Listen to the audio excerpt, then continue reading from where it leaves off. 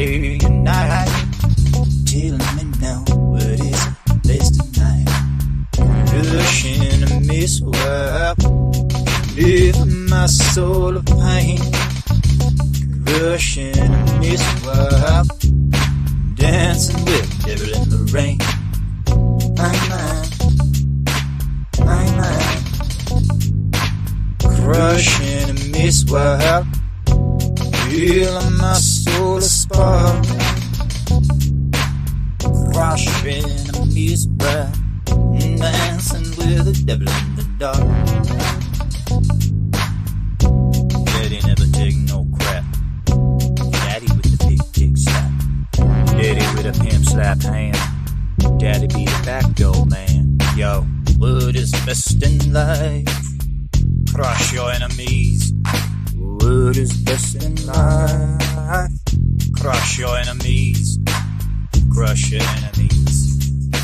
Daddy never take no crap. Daddy with the big dick slap. Daddy what best in life? Crush enemies on sight. Yo.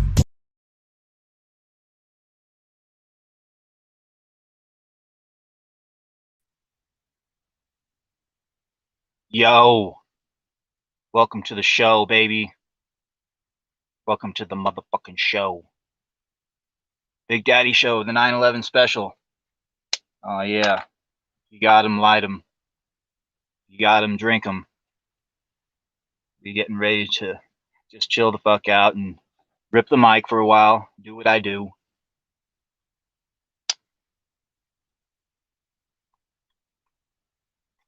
Maybe we'll get some good clippable material. We'll see.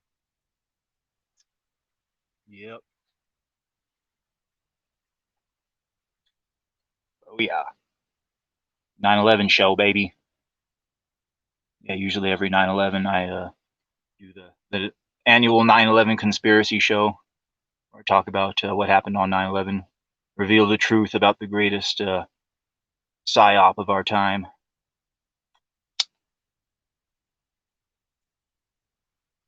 Yes, psyop even greater than the flat Earth itself. Maybe I'll even talk about flat Earth later on. Yeah, we'll talk about a bunch of stuff. Bill Gates wanting to plant trees backwards, or something like that. No, he wants to bury trees. Bury trees. Fight global warming. Yeah, I've never heard that one before. This is a new one. Burying trees to fight global warming. Yeah, fucking Bill Gates. Yep. Motherfucker wants to make us eat synthetic meat. He's buying up all the farmland. He's been kicked out of how many fucking countries? Not over 100. Not yet. He's been kicked out of almost a dozen, though. Yeah, the Bill and Melinda Gates Foundation used to be called the Bill and Melinda Gates Foundation for Population Control. That was actually the name of it back in the day. Yeah, and this motherfucker is instrumental in big pharma now for some reason, with all of the various jabs and whatnot. Yikes. And now he's going to fight global warming by burying trees.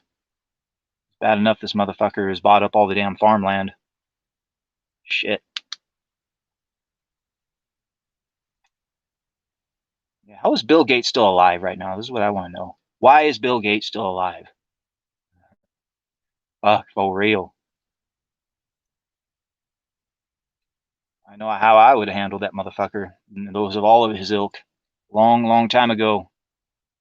Handled him the same way Machiavelli would have handled shit. Niccolo Machiavelli, he had wrote a book. I forget what the name of the book was exactly, but a lot of people take the same tactics that Machiavelli talked about.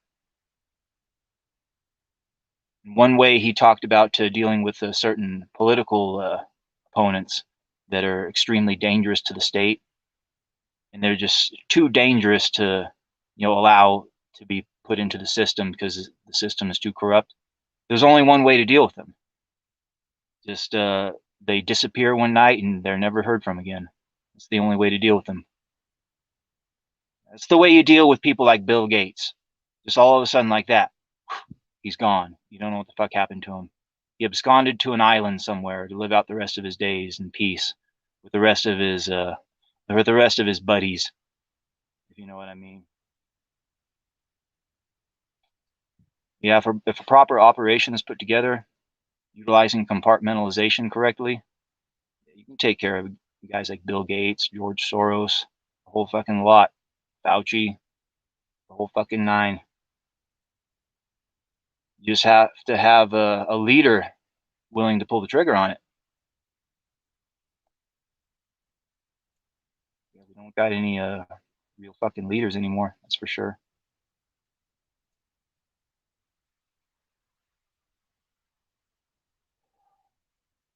Yeah, no fucking real men anymore.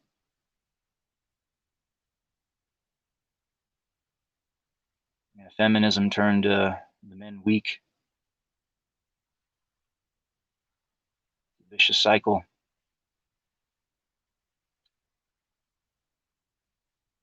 Yeah, something hard men, soft times, weak men, etc., etc. You know the saying.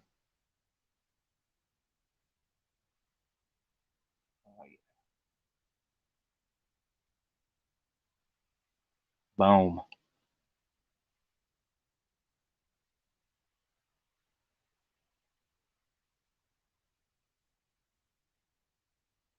Yeah, I don't know if Elon Musk would be one of those ones rounded up in the midnight raid.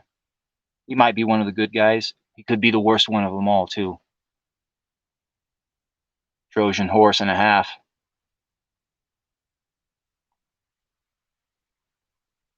Twitter becomes WeChat of the West. Could happen. Yeah, one man in the private sector wielding all that power. I don't know if such a thing is good, unless the man is benevolent. I don't know if Elon Musk is benevolent, but I guess he did prevent World War III. They say here recently, or it might have been an old story. I don't know. I've been hearing people talk about it, seeing the story make the rounds. But apparently, a Pearl Harbor type event was narrowly avoided by the Russians. I guess the bulk of their fleet was harbored in a certain area, and the only way to take down this fleet and destroy it, the same way the Japanese destroyed our fleet at Pearl Harbor, was that the Ukrainians needed Starlink internet, but it wasn't activated at the time, and they had requested Elon Musk to activate the Starlink internet so they could I don't know, coordinate their forces. I don't know why they needed it exactly, why they needed the internet from a fucking third party individual like Elon Musk to launch an attack. It just kind of shows how weak the Americans truly are. Because let's not kid ourselves, the Americans were the ones quarterbacking this fucking shit. You could say NATO or whatever, but who's the ones that's fucking running NATO? I mean, goddamn.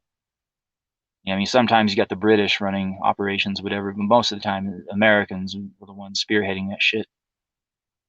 Yep, the bottom line is we want to destroy the Russian fleet, and Elon Musk wouldn't let us because he wouldn't let them use the Starlink internet.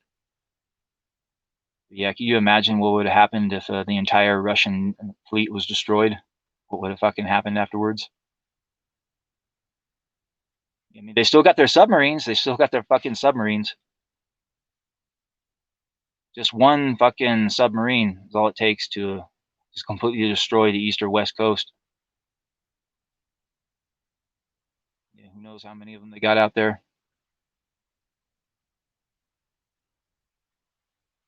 Yeah. Yeah, who would have thought that the people that are all about population control, they want to reduce the Earth's population? Like these people are all about population control, and you see them trying to lead us fucking headfirst into a goddamn third world war, and fucking people are going right along with this fucking shit too. Yep. Maybe we deserve to die. I got to thinking, if it's to be believed, and Joe Biden truly did get to 81 million votes, Now, let's not kid ourselves. Everybody knew this guy groped and sniffed children. The footage was everywhere. We all fucking knew it. And if he does that kind of shit to children when the cameras are on, Lord only knows what he does when the cameras are off. Knowing that the guy gropes and sniffs children, you voted for him anyway, that kind of speaks volumes about who you are as a fucking person. And if that many fucking people actually voted for a man knowing that he gropes and sniffs children, that many fucking people truly voted for that guy, then maybe, just maybe, we deserve to die. This country, maybe this country deserves to fucking die. That is if the narrative is to be believed, and the guy who couldn't get 3 people to show up at his fucking rallies somehow got the more votes than anybody in presidential history. That's if you actually believe that.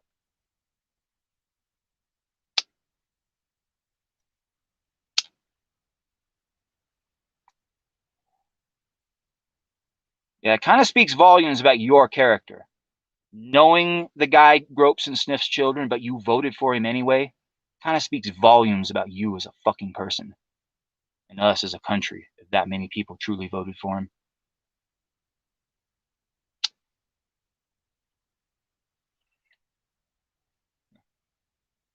Yeah, but if certain data is to be believed that came out of Germany, all of the voting data was routed through servers in Germany before it was all said and done. And somebody had leaked that data, and it actually showed, oh shit, fuck, won in the biggest landslide since Mondale Reagan. Even California itself voted for the stupid piece of shit. I think there was only 2 states, like Washington and one other, I forget which one, maybe Maine or Rhode Island, I forget. Yeah, it was bad. It just goes to show what the people really think of what's really going on out there. They don't think they're not going to do the same fucking shit in next time around either. Don't think they're not, because nothing happened to them once they got away with it scot-free, and they got to do whatever the fuck they wanted. Hell, they even set up a bunch of fucking stupid idiots. A bunch of Proud Boys are going to be going to jail for fucking decades. How many people are going to be rotting in prison? Yeah, you see the one picture of the dude, the January 6th guy, the prisoner who was in solitary confinement for however long it was.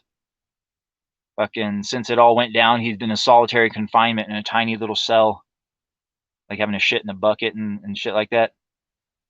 They showed the picture of the guy. It's like, this guy looks surprisingly well fed. Emphasis on the word fed. Like, yeah, this guy's supposedly been kept in solitary confinement for how long?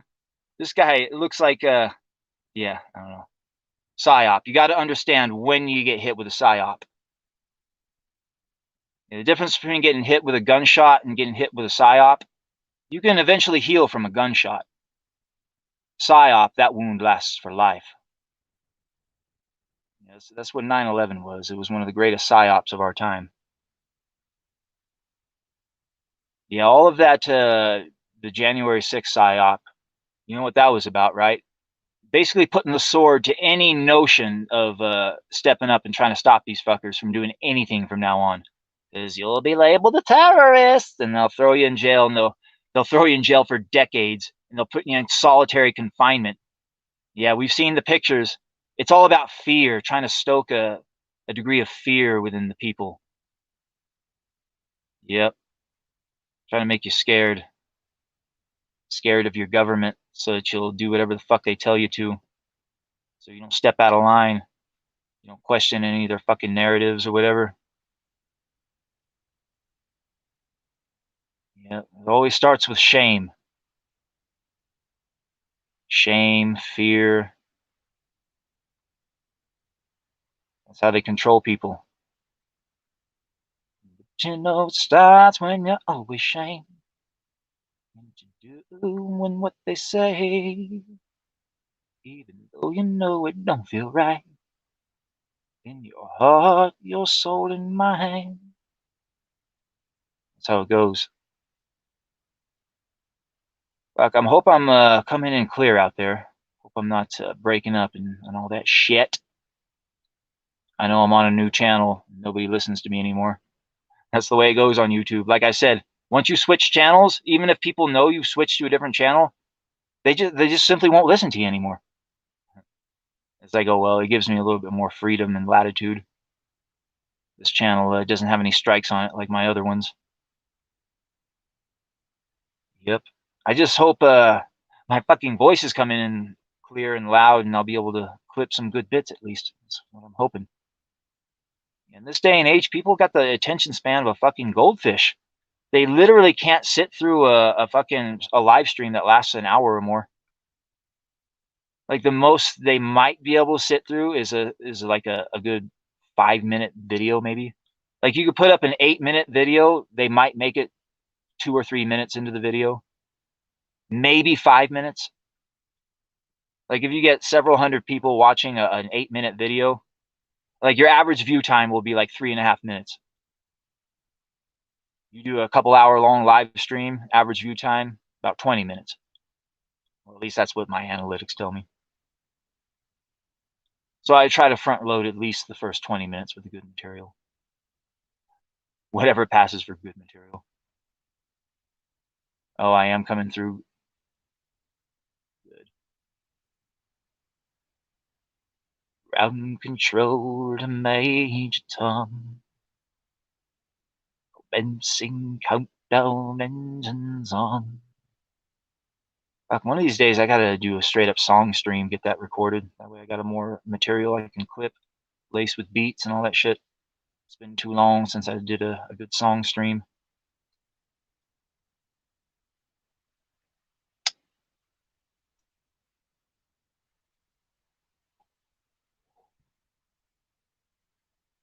Yeah, Proud Boys. Fucking shitloads of those dudes going away for decades or more. Yeah. Gavin McInnes got out just in the nick of time, I guess. Yeah, you see all these Proud Boys going to jail. Then all of a sudden you hear another story about BLM. I guess there's being payouts to BLM that went to jail. Like there's over $81 million being paid out to these fuckers. The ones that burnt down the cities and caused all that havoc, killed the people. I can forget how many people got killed when it was all said and done. It was over 100, I think. Or maybe over 100 injured. Yeah, I know there was shitloads of people killed, over 20 at least, during that whole fucking year when all the cities were burning down. But yeah, all those motherfuckers got released. Not only that, but they're getting paid too. Yeah, it was an operation. It was a fucking operation. They were paid to burn down those fucking cities, is what they were paid to do. That was their job. And it all happened under Trump's chump's watch. Fucking chump. He could have mobilized fucking troops to go in there, put that shit down, put the kibosh on it, go arrest all those leftist governors that were allowing it to happen. Like, nope. Weakness. Oh my God. Yeah, literally conservatives and Republicans will be marched into the fucking gas chambers. And the only thing they'll do about it is they'll look around and say, "Oh my God, look at what the left is doing. Look at what the left is doing. Could you imagine if the shoe was on the other foot?" Literally, that's all they could do. And then there'd be somebody in line like selling T-shirts and hats and mugs or something. Buy my merch and fight the woke. Stupid shit like that. Yikes. That's the only thing the right can do against the left. Just create some really shitty merch and try to grift off of people. Buy my merch and you'll fight against them. And the people buy it and they get a little dopamine rush, just the same way they do when they vote. They think they're fighting against something. Like, no, all you're doing is enriching the pocket of a fucking low-life grifter is all you're doing. Yikes.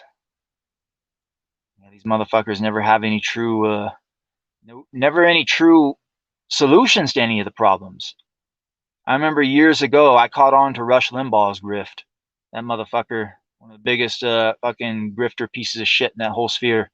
For years, he did nothing but radicalize boomers, get them agitated every day, stoked into a sense of anger and despair and hopelessness. That was all it was about, just engendering an everlasting sense of anger, hopelessness, and despair within his audience. And the only way to alleviate that anger, hopelessness, and despair, oh, buy my merch or buy this or buy that. And it was all about grifting is what it was. And all these right-wing grifters took the Rush Limbaugh model and basically put their own spin on it or whatever. And it's all about stoking anger and outrage and hopelessness within their audience. And there's only one way to stop the left, stop the woke, stop these evil bastards. Buy my merch. You gotta buy this fucking shitty whatever that I have. Buy my book. Buy my fucking t-shirt, my mug, my comic, whatever. You know how it goes. You know the fucking grift. You know the game. All the while presenting no solutions to the problems, just stoking people's anger and hopelessness, and just trying to appeal to the most negative emotions of people. It's because these people have no fucking solutions to any of these problems. And every year that goes by that shit isn't addressed, the the solutions to the problems, the list of how to solve these problems, it gets lower and lower and lower until finally you're faced with only one solution to the problem. Only one solution. You got to go full Machiavelli on the motherfuckers. That's the only fucking option left. It's kind of like whenever you're sick and you put off going to the doctor or the hospital or whatever, and it gets to the point where you're almost on the verge of death and you finally go. It's basically the same thing. It's like if you would have gone to the doctor earlier, you could have had it treated, could have had it fucking diagnosed properly. Like, no, if it's left untreated, then you're going to be left with one final recourse to deal with these fuckers. And it all depends on if we have a man in power willing to pull the trigger on such a thing. Now, if you plan the operation correctly, one man could know exactly what went down, and not a living soul would truly know if you compartmentalize it correctly. Yeah, compartmentalization. That's how a lot of elaborate military operations can be pulled off, utilizing a little thing called compartmentalization. Imagine a massive machine being put together, and you have all these different pieces of the machine. And the people that are making the pieces of the machine don't know what the machine is they're making. They just know they're making a certain piece. It looks like a cog. Somebody's making a screw. Somebody's making sheet metal, whatever. And they don't know what it's being used for, whatever. Then ultimately, when they get those pieces and put it together, they create a bomb with it.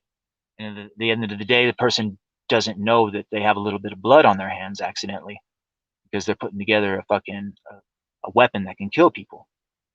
I'm just giving you a little example of compartmentalization just with weapons creation. You can utilize it with elaborate military missions, and not a living soul could truly know what went down on that mission, except for the person that planned the whole damn thing, if you know what I mean.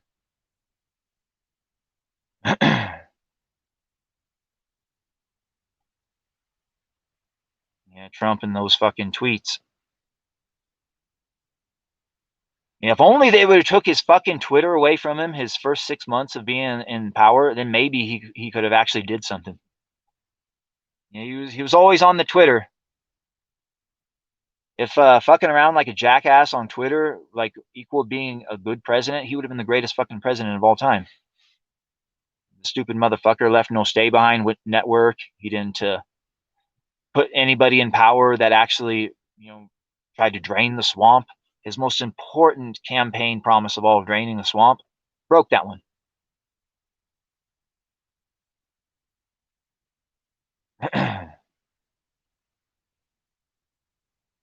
Yeah. People get called Nazis so much nowadays, it's lost all fucking meaning. Nowadays, people call people pedophiles or whatever. That's the worst thing they can think of besides a Nazi. I know the old Yellow Flush likes throwing that one around. Oh, pedophile, pedophile. Stupid motherfucker. Yeah, they like to call Vito a pedophile too a lot. over stuff that he said. Yeah, maybe he deserves to be called a pedophile for making stupid remarks like that. Although, if Vito truly is a pedophile, where is his victims? Where's the fucking charges? Like, why is he not in jail? Like, is he like on that level, like the Epstein level? Has he been to the island? Has he got special protection going on? No. But the bottom line is, people use the word Nazi so much that it loses all meaning. And the people overusing the term pedo, then it's going to start to lose its meaning. And like true people that do that shit, they're going to fly under the radar. And the real victims of all this shit are the children. It takes away from the agency of their victimhood. Yep. People like Yellow Flush and Tugger Nuts, they don't care though. It's all about trying to monetize the hate. Buy my whatever. That's all it's about. Stoke people, just appeal to the negative emotions of people to try to get them to buy whatever stupid merch they have. That's the thing about these right-wing people. They would rather grift and try to make money off of stupid fucking people than actually do anything to stop the left from enacting their insanity. Yep. Rather than simply stopping these motherfuckers from grooming the children, they'll just complain about it. Oh my God, look at what the left is doing. Could you imagine if the shoe was on the other foot? Like, why hasn't anybody just walked up into one of these fucking libraries where they got drag queen story time going on and just wrapped a rope around the drag queen and just drug him out of the fucking library from the back of a pickup truck? Why hasn't anybody done this yet? Where are the fathers? Why are fathers allowing drag queens to read stories to their fucking children? This is what I want to know. Where are the fucking fathers? They are nowhere to be found. Or they're weak cuckolds that are allowing this fucking shit to happen. But we all know what's really going down. It's single mothers. Single mothers are the ones that are allowing their kids to go around drag queens and shit like that. Yeah, and any fathers that are doing that shit, you look at them, and they're basically living soy jacks is what they are. Getting cucked on the side.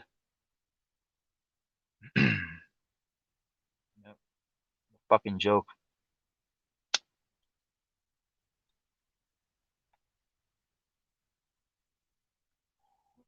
Yeah, I blame feminism. Fucking feminists.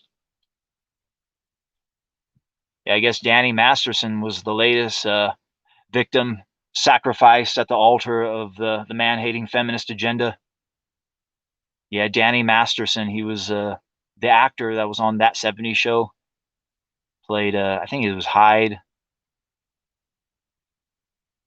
the stoner dude, kind of the rebel who ironically enough got thrown in jail during the 70s Show, whatever. He was like a juvenile delinquent, as they say.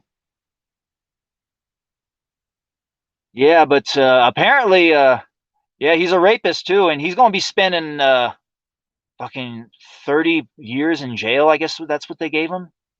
30 years, which means he's probably going to be in there for life. Judge gave me 25 to life. Like, no, 30 years to life. Over a charge that I guess it originally happened in the early 2000s. And what happened was almost 20 years later, the bitch decides, you know what? I think I was raped. And all of a sudden, like that, he finds himself in court. And you look at the original fucking transcripts from the court case. I guess it was originally consensual. And then all of a sudden, at the height of the hashtag #MeToo bullshit, and then it's all of a sudden, oh no, he raped me. Like, fuck, that ought to give any dude pause. Like, fuck, just any sort of like bad date that you've been on with a bitch. Like 20 years later, she can come out and say, hey, he raped me. And then all of a sudden, like that, your whole life could be destroyed. Jesus Christ. It's not even safe to even date women anymore. Bitch could be like, oh, that time that he made me pay for the dinner date, and then he went back to my place and I sucked his dick and he didn't get me off. You know what? I think he raped me. And then like that. Like in 20 years later, he's like, what the fuck? Yeah, any bitch you fucked in the past that had a negative experience could just come out of the woodwork and just fucking hashtag me to you years down the line. Hashtag believe all women. Yeah, I hear there was some sort of Scientology angle to the whole thing. Like either he was in Scientology and he wanted to get out, and Scientology just tried to fuck him over or something like that. I don't know what the exact story was, but yeah, if only he would have gone to Epstein's island, maybe he would have been all good.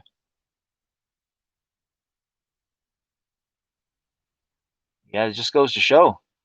Cautionary tale for any man out there that's still engaging in the game, dating women. Like even if it's consensual, 20 years later, she can fucking flip the script and just say that you raped her. And it's believe all women. They're gonna believe the stupid bitch no matter what. Yeah, shit. What can you do?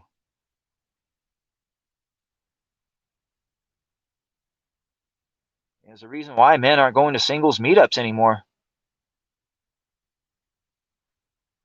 Yeah, I hear these women, they have these singles meetups where they try to meet men and shit like that. The only problem is no men are going. Heard about this one, like over 100 women showed up, but only 4 men showed up. Like, fuck, men are starting to wise up, starting to realize juice ain't worth a squeeze. It's just with these modern Western women too. Yes, same thing that happened with the mouse utopia experiments, behavioral sync. At some point, what happened was the rodent populations became segregated. Anybody unfamiliar with the mouse utopia experiments? They did this back in the day at the National Institute for Mental Health, also known as NIM. This is the secret of NIM that nobody will fucking talk about. The social engineers know. But the secret of NIM is behavioral sync. What happens is they put all of these mice together in a colony to see what happens over time, and always the same thing happens: behavioral sync. That's when the males and the females basically segregate from the they segregate and go their own way. And what happens is only like one or two males ends up like becoming they run these harems, and eventually those males get sick of having to defend the harems, and they just kind of like just do their own thing, and then the females are left to fend for themselves, and they always segregate themselves from the males, and then like that the rodent populations die off because they stop having babies, they stop having families. And this is what happens when you put them all together in one area. And you look at the cities, this is what happens. This is the reason why they try to funnel people into the cities. And the people engage in behavioral sync too. Nobody's having families anymore. Men and women have segregated themselves. Like anybody who's still doing the dating game, especially dating apps, know how broken that is. Like there used to be a thing called the 80-20 rule. It's not that way anymore. No, it's 95-5 now. Only 5% of the men are actually getting any sort of interactions from women on those dating sites. And of the 5% of those men that get interactions, only 1% of those men actually go on dates with any women. So in reality, it's more like 99-1. Only 1% of the men. It's just the same as it was with the Mouse Utopia experiments. You go try to, I mean, cold approach. You go try to approach women nowadays, and with the hashtag #MeToo bullshit, you end up going on a date with her. Date ends up going south at some point. 20 years later, boom, she could accuse you of rape, throw you in jail. Shit. No wonder why nobody's having families anymore. Yeah, but the one difference between humanity and the mice is that in the mouse utopia experiments, they were confined in that little area. There was no way for them to escape to go find greener pastures. But with humans, we can. We can escape. Go find greener pastures. In America or Australia or the UK or Canada or wherever sort of cucked Western country you live in, you always have that option to leave that country. and go to another country where the women are a lot more feminine and submissive, where feminism hasn't completely destroyed that fucking country yet, we have that option. The rodents and the mouse utopia experiments didn't. A lot of men are starting to go overseas. They see that the pastures are a little greener over there. Yeah, I myself plan to go overseas one day, find a nice submissive Asian bride somewhere. Yeah, the dollar goes a lot further in those countries too. The key is figuring out a way to make money over the internet and tapped into that good Western market where you're making the dollar. That way you can translate that dollar into whatever currency that you're fucking living at, whatever. And it's all about finding some sort of job you can do remotely online. That way you can move to one of these countries and escape the fucking situation. Because a lot of people talk about, hey, if you want to, be with one of these women, then you're going to have to become one of these 1% dudes. And it's like, even if you get to that status and become one of these 1% men, shit, it's basically a coin flip whether or not the bitch is actually going to stay with you. Most of the time, they divorce you and then steal your children, take half of your shit. It doesn't matter how high a status you attain in this world. You could be Jeff Bezos level, one of the most richest men in the world. You could be one of the most fucking best athletes in the world in the form of Tom Brady or Michael Jordan even. I mean, shit. Dr. Dre, all these are all people at the top of their game. Even then, there are women left in. Johnny Depp. I mean, goddamn. Yeah, it just goes to show, even if you attain that level in life and become one of those 1% dudes, there's still no guarantee the bitch is going to stay with you. So it's like, what was the point in the end? Yeah, it's a lot more wiser decision to get a woman in one of these countries that hasn't been completely ravaged and destroyed by feminism yet. My rule of thumb is if English is her primary language, there's a good chance she's no damn good. You're going to be wasting your time if you end up trying to date the stupid cunt and want to, have her in your life for any other reason than just simply, getting your dick wet. That's basically the only reason that American women or Western women, feminists, the modern Western female, that's the only good thing about them, just being a fucking wet hole, basically. Society trains them from birth to be whores. Let's not kid ourselves. They're on TikTok dancing by the age of 12. Jesus Christ. By the time they hit to the age of 20, they've racked up a fucking high body count, completely lost the ability to form a pair bond. Oh, shit. Like, they're broken right out the fucking gate. Yeah, nothing you can do about that. If she's been to a 4-year college or university, there's a 90% chance she's going to divorce your ass. These are just statistics. The women are always the ones that initiate the divorce, too. Yeah, basically, you got to be like, you got to be Scarface. Chad Thundercock, drug dealer, fucking James Bond, always on some sort of like a adventure or something. Like, she's always got to feel like she's in a movie. Like, she can't be bored. The very second she gets bored, then she equates boredom with unhappiness. Then she starts, looking to monkey branch off to something, better, something more exciting, something that'll make her cunt buzz. Like, my pussy doesn't buzz anymore. I must not love him. Yep. They take too many dick. They completely fry their brains. They can't produce oxytocin anymore. A lot of these stupid cunts get cats too, and they catch what's called toxoplasmosis, aka crazy cat lady syndrome. Yeah, there's something in certain cat shits that if the women breathe in the cat shit, it does something to their brain, and it fucks up their brain. It's like a sort of parasite of sorts, and it causes them to go crazy. Toxoplasmosis. You can look this up. So if a bitch has a cat, there's a good chance she's just fucking gonna be batshit crazy in one way or another, because her brain is all fucked up from that fucking cat shit. It only happens with women too. Yeah. The bottom line is women at a young age decide whether or not they're going to be a wife and mother. They decide at a young age that's what they're going to be in life, and that's their ultimate goal. And those are the women that are still with their husbands, that still raise their children. That is their reason for existence, their raison d'etre, to be wives and mothers. You can't just flip that switch. You can't just, think you're going to become Carrie from Sex and the City, ride the cock carousel, and then all of a sudden flip that switch late in life in your 30s and 40s. Like, you know what? I think I'm going to settle down and become a wife and mother. It's like, no, no, no. There's an old saying, you can't turn a hoe into a housewife. There's a reason why. It's because you can't. You simply can't. Yeah, you look at the fucking statistics.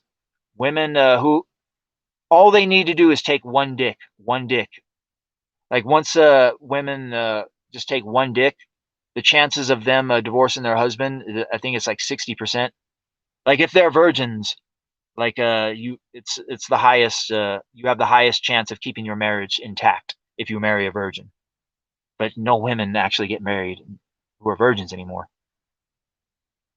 Yeah, each body that they rack up, you have a higher percentage of them divorcing you. Until after, I think, number 3, like if they've only had 3, then you have like basically your marriage has no chance. Let's put it that way. And the people that actually do stay married to these cunts, just how happy are these people? Yeah, how many men that are still married that just fucking hate their lives, or they're just shells of humans? You just look at them, they're just fucking just husks of their former selves, basically. Yeah, the way I see it, with a woman and in relationships or whatever, I'm not completely ruling out a relationship with a modern Western female, but basically it falls under 2 parameters. A woman is either going to be a pair of wings that lifts you up, or she's going to be an anchor that drags you down. There really is no in between. And if I find a woman who can actually be a pair of wings and lift me up, well, shit, maybe we'll do that with a modern Western female. Roll the dice. But how many men out there have actually ever come across a woman that actually is a pair of wings that lifts them up? Think about every woman you've ever been with. Most of the time, they're a fucking anchor that drags you down. That's what they do. Very, very rarely will you find a woman that acts as a pair of wings that uplifts you. Yep. That's the way it goes. We are Babylon, the mother of harlots. Modern Western civilization, all it does is it trains its women to be whores of the fucking womb, basically.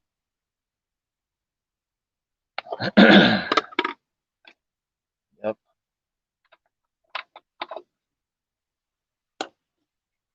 Sip a little juice. Yeah, we sipping on gin and juice tonight. Sipping on gin and juice. Yeah, these fucking culture warrior grifter types fighting the culture war that was lost long ago. Like, Big Daddy, when was the culture war lost exactly? Like, somewhere between the creation of the Federal Reserve and the passing of the 19th Amendment. That is when the culture war was lost. For real. Yep. Boy, if they could just roll that back, the 19th Amendment, just how much would change for the better. Yeah, it's not just women though. There's a lot of people that shouldn't be voting out there. Yeah, I've said this before. Like you should have a license to vote. It's just like driving. You got to pass a certain test in order to get your voting license. And the whole thing's tied into a blockchain or whatever. And you got to use your voting license to go vote. And when it's registered, then it's like it will prevent any sort of malfeasance from happening, if you know what I mean. No more mail-in bullshit. No more machines. None of that. Nope.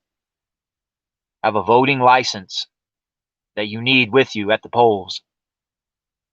And in order to get that license, you have to pass a test, prove that you're intelligent enough and responsible enough to be given the right to vote. Yeah, most women are not intelligent or responsible enough to be given that right. Because what they do is they vote Democrats into power, and Democrats end up acting as termites that eat away at the fucking foundation of our society. You look at what they're doing in California right now, this trans bill. You want to know what these fucking leftists over there in California just did? They passed a law to where if there's some sort of a custody dispute going on with the parents and the child decides to tune out, like whichever parent decides to affirm the child's gender is going to be the parent that gets custody of the child. You believe that fucking shit? It sounds kind of weird and complicated, but just imagine you got a situation where, God forbid, a husband actually is going to win custody of his child from the wife, which never happens. Like 90% of the time, the woman gets custody of the child. Like she basically has to be a drug addicted stripper to lose the fucking child. But anyway, all the woman has to do is play the fucking trump card and say, "Oh, little Timmy, he now identifies as Tina, and isn't that right, Timmy? And I affirm his whatever." And do you think that the child will truly have any say in it or whatever? No, it's going to be weaponized. Is what it's going to be. Yep. But then conversely, you could have fathers, try to flip the script, and the children that are with the mother, and the mother's being real terrible. You say, "Hey, just pretend like you're switching genders or whatever, and I'll say that I'm affirming it. That way, you can come live with me." Yeah, we'll see if anything like that happens. Try to flip the script on them, but that's just insane bullshit. Like children, like they're not even like you're not even given the right to vote, but you can take fucking hormones that will forever alter your body. Like there's so many of these kids that come forward later on in life after they were mutilated, and they just regret it. They wish that they had adults tell them no. Like nope, it's weird, sick, and evil is what it is. The doctors that are going along with this fucking shit should have their licenses taken away because they have broken the Hippocratic oath to do no harm. Yeah, fucking doctors. What can you do though? A lot of people say we need free healthcare, free healthcare. Like, yeah, but you give everybody free healthcare, what are they going to do? You got to fix the doctors from the fucking ground up. You got to fix how they're teaching shit in these medical institutions. Like, if they go to school for X number of years and they get out, and basically all they are is they become glorified drug dealers for big pharma. Get out the prescription pad and write whatever prescriptions. And that's how they fucking fight shit and do their work. They just put you on a fucking drug. Yeah, they're beholden to their bosses. And if they don't prescribe enough drugs and if they're not making enough money for their bosses, then the farmer reps will get them on the fucking phone and start chewing them out. Like, hey, how come you're not fucking prescribing these drugs? Like, start pushing that shit, punk. I mean, this is like real drug dealer shit. Yeah, that's what a doctor is. Nothing more than a glorified middleman for the fucking drug companies. Yeah, I have no respect for doctors, even less respect for nurses, because most of them are fucking thoughtzillas. Like anybody that used to do the online dating or whatever knows that like 9 out of 10 of these fucking cunts are nurses for some fucking reason. Like, why is there so many fucking nurses out there looking for dick? Like, maybe because they're all whores. You see them all dancing on TikTok and shit. Fuck. Yeah, there's a special little spot in hell reserved for these TikTok nurses dancing around, knowing just how dangerous this fucking shit was. So they went right along with the psyop. So did the fucking doctors. Yeah, how many people dropping because of the various itises and whatnot? Big Daddy's show has been fucking struck how many times for me just even talking about this shit? Even try to skirt around the issue by speaking about it in code. Still, I'll get struck from time to time. Like, well, I didn't even say it for fuck's sake. Yikes. What can you do? Whisper words of wisdom. Let it be. Anything you can do, really. I mean, hell, if Donald Trump, the man who was once president of the United States, who had that level of power, the power of the presidency, was basically a flailing child to these people, could do nothing to them. Yeah, then what chance does your average normie have against them, really? Yep.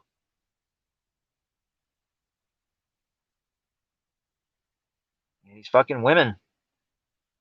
Yeah, I hear there's this bitch governor in New Mexico just decided to unanimously, without any sort of anything, say, hey, anybody who has a gun, you're now no longer allowed to carry it, concealed or in the open. Yeah, do you think the criminals are going to comply, though? No, the criminals are always just going to carry their guns around. So what you've done is you've taken that ability of law-abiding citizens away from defending themselves. Is all you've done. That's female logic for you, though.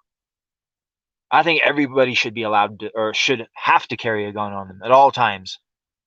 Just the same way you have to, have an ID or whatever if you're to function in society. So too should you have to carry a gun with you at all times if you're going to be functioning in society. Because if everybody is fucking strapped, do you think that somebody's going to go around and engage in mass shootings or do whatever? Like, no, because somebody's going to fucking pull out their gun and put the guy down quickly. Yeah. Do it the same way they did in the Old West. Anybody can carry a gun around. It was in those fucking towns where they try to take people's guns away. Oh, this is a no guns town where you have to turn your guns in and shit. Those towns were always lawless. There were always fucking shootouts and shit. Because criminals will always be criminals. Whenever you pass laws like that, the only people that you're going to target are the law-abiding citizens. If they were to completely do away with guns outright and just door-to-door sweep, what would happen is you would have a certain brand of super criminal pop up overnight, and they would be using weaponry that would have been created using 3D printers, and you would have these motherfuckers using homemade rail guns and shit. Like, that's what would happen. People would figure out a fucking way. Yep, all real.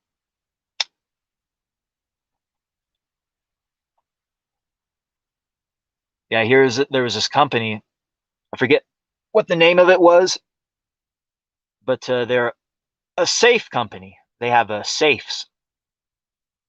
And what happened was that the FBI wanted to raid this dude's safe.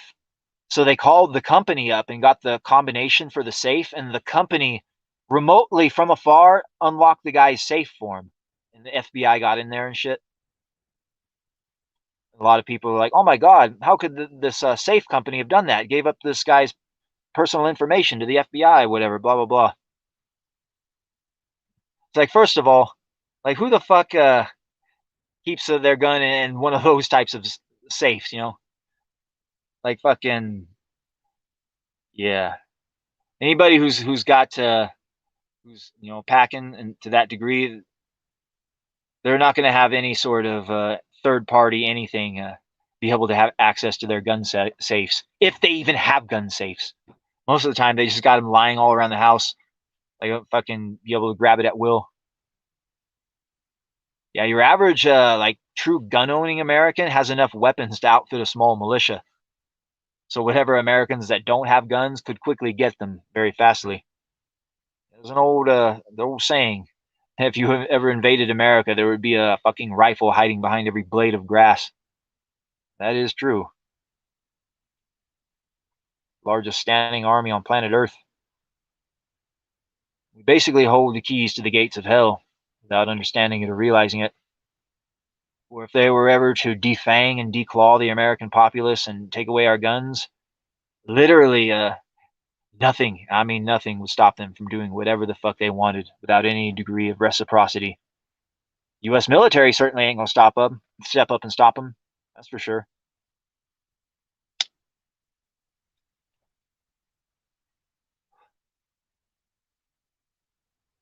Yep.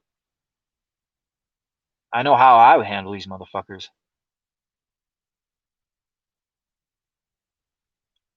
Burning Man. Burning Man. No, I'm not talking about that fucking festival. Yeah, I hear Burning Man, the festival, fucking went to shit this year. It like rained there and like flooded the place and like people couldn't get out.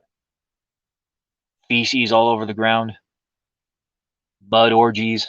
Jesus Christ.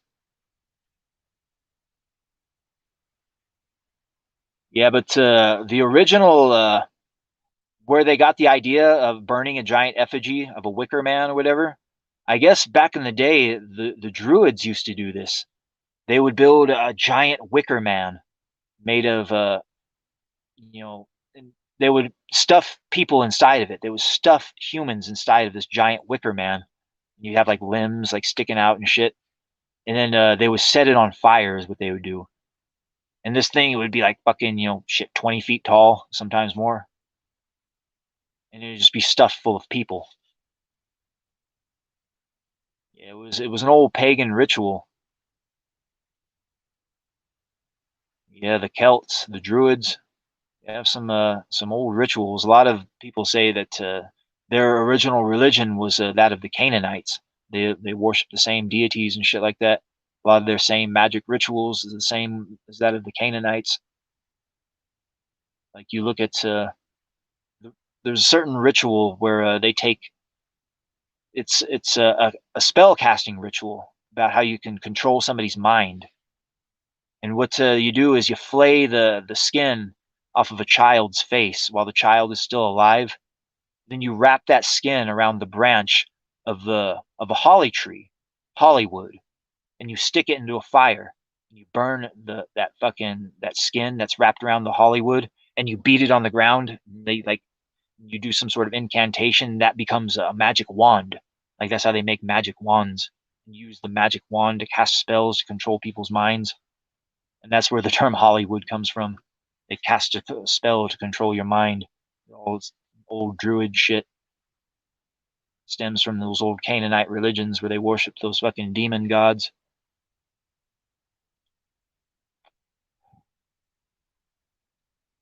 Yeah, a lot of lore behind that. The demon gods that the elites worship. Who exactly are they? Where'd they come from? Yeah. Shit, we're almost at the hour mark. Maybe we'll take a little break. We'll come back. Got to get up, go to the bathroom, do all that. Yeah.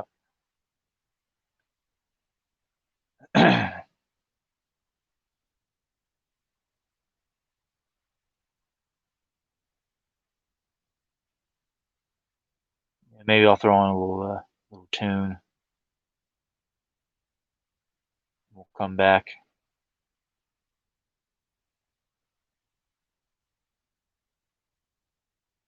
Yeah.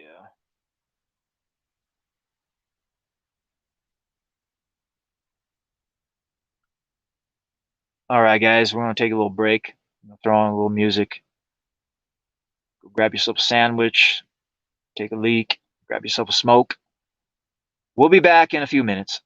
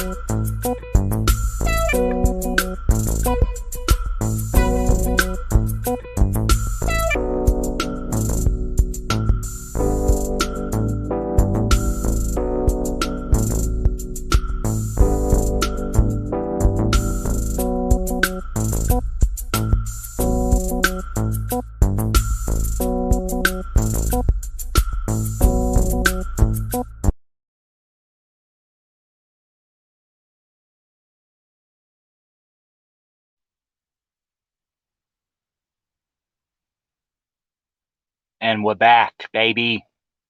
Hope you're ready for the next episode. Hey, hey, hey, hey. All right. Yeah, we were just talking about demon gods, the elites worship before we went to that break. Yeah, whether or not these things are actually physical beings that are within this realm, I'm not sure.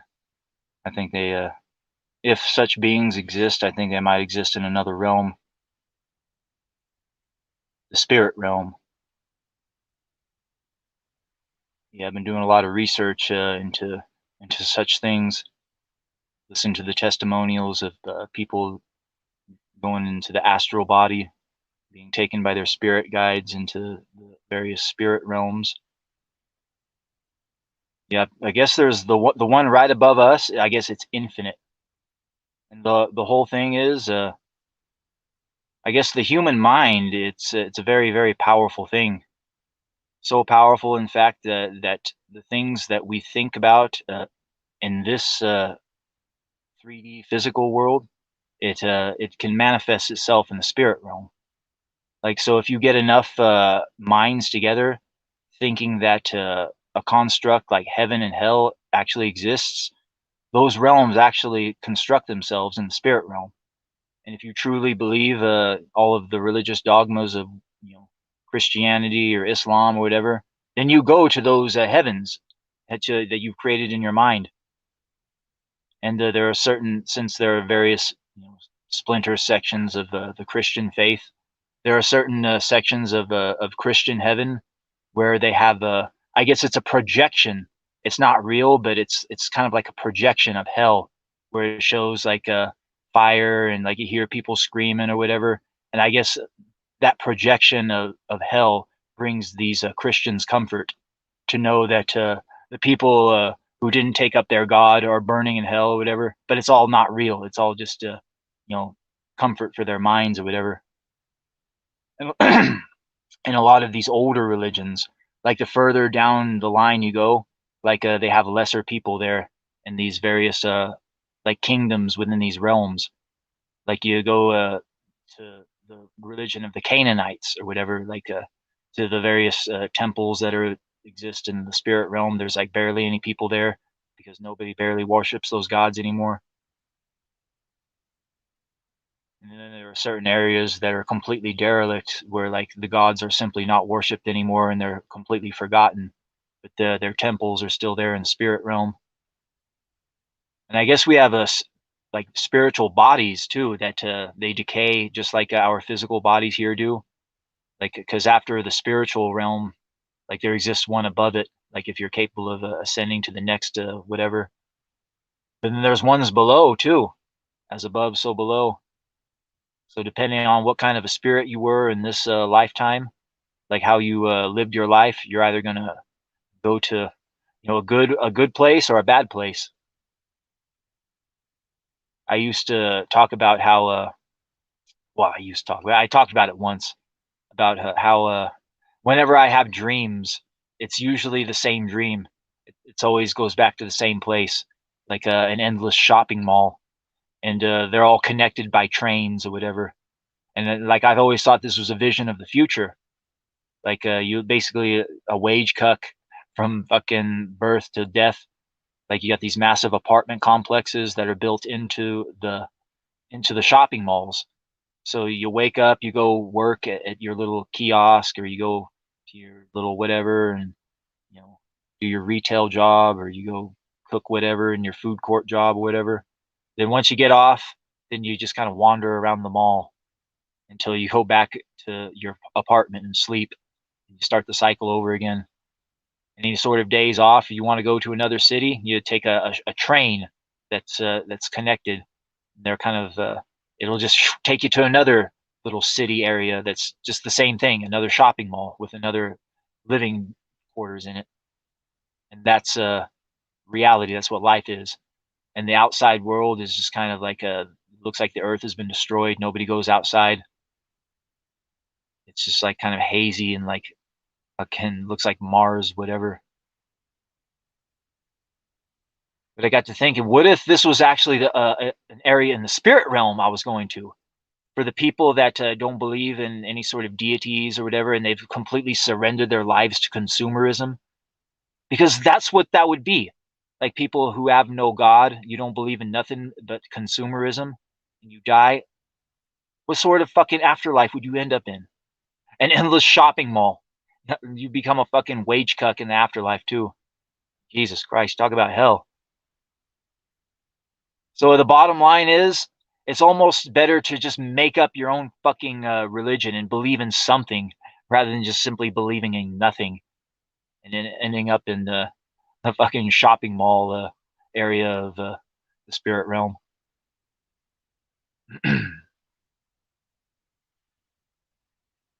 Yeah, I guess there are various hell realms too for people that, but it's only if you truly believe that shit. Like if you believed in your heart of hearts that you're a bad person, that you're gonna go to hell, like you probably are. Likewise, if you have absolutely no regret, you've lived a life completely devoid of regret, you think you've lived a righteous life. Yeah, but there is such a thing as right and wrong, though. There is good and evil. You can't just simply live a fucking completely evil life and think that you're gonna go to some good afterlife. Yeah, it's not just people that talk about leaving in their astral form, but it's people that take DMT, like shamans and people that take ayahuasca and shit like that. They talk about the same shit too.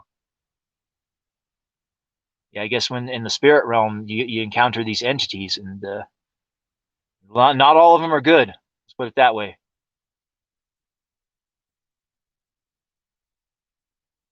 Yeah, you encounter reptilian entities.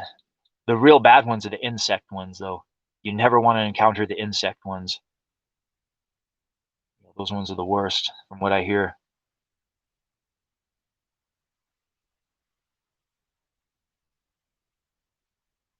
Yeah, but you go and look back at one of the original religions, Zoroastrianism.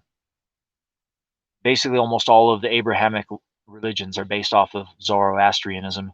Hell, we still use the Zoroastrian calendar to this day, pretty much. But the whole crux behind Zoroastrianism is at the end of your life, after you die, your soul basically is weighed on a scale, and depending on if you had if your sins, if you had a lot of sins, your sins are going to weigh you down, and you're going to go down to hell. But if your sins are light and you didn't have that many sins, then you're going to ascend upwards or whatever. It's almost this way with every fucking religion. It's all about karma. What you do in this world is going to have ramifications and consequences in the next one, basically. That's why living by the golden rule principle is always the best bet. Do unto others as you would have done unto yourself. You stick by the golden rule, you can't go wrong.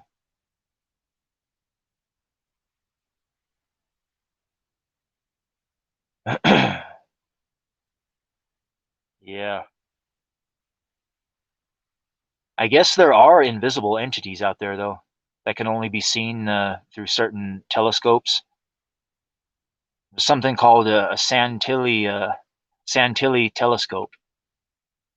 Anyway, it's created using lenses that are shaped a certain way, and what they do is they use these Santilli telescopes to see antimatter.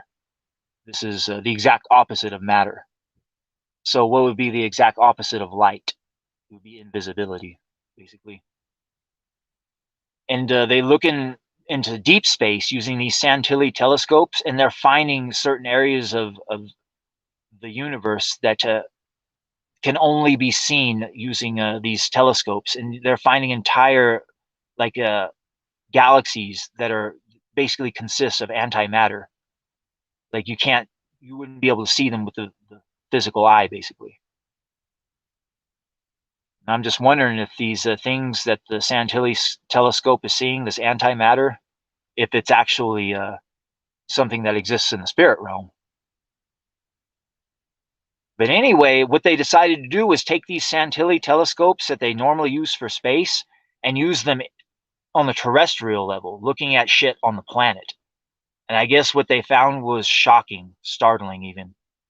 But they found what's called invisible terrestrial entities, ITEs.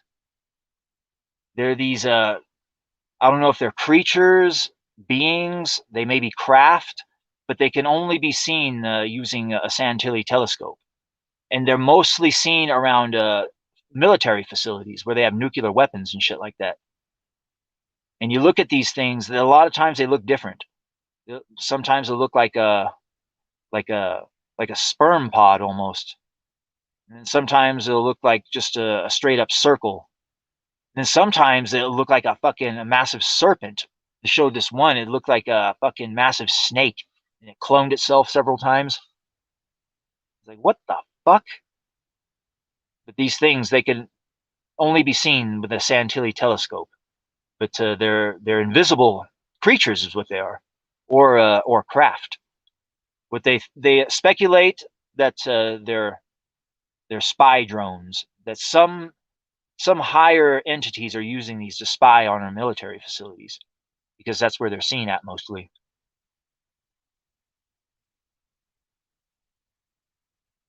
Yeah, anybody familiar with any sort of biblical lore or anything like that knows about the beings called the Watchers, the ones that came and looked upon mankind and decided to breed with them, and they created beings called the Nephilim, also known as the giants.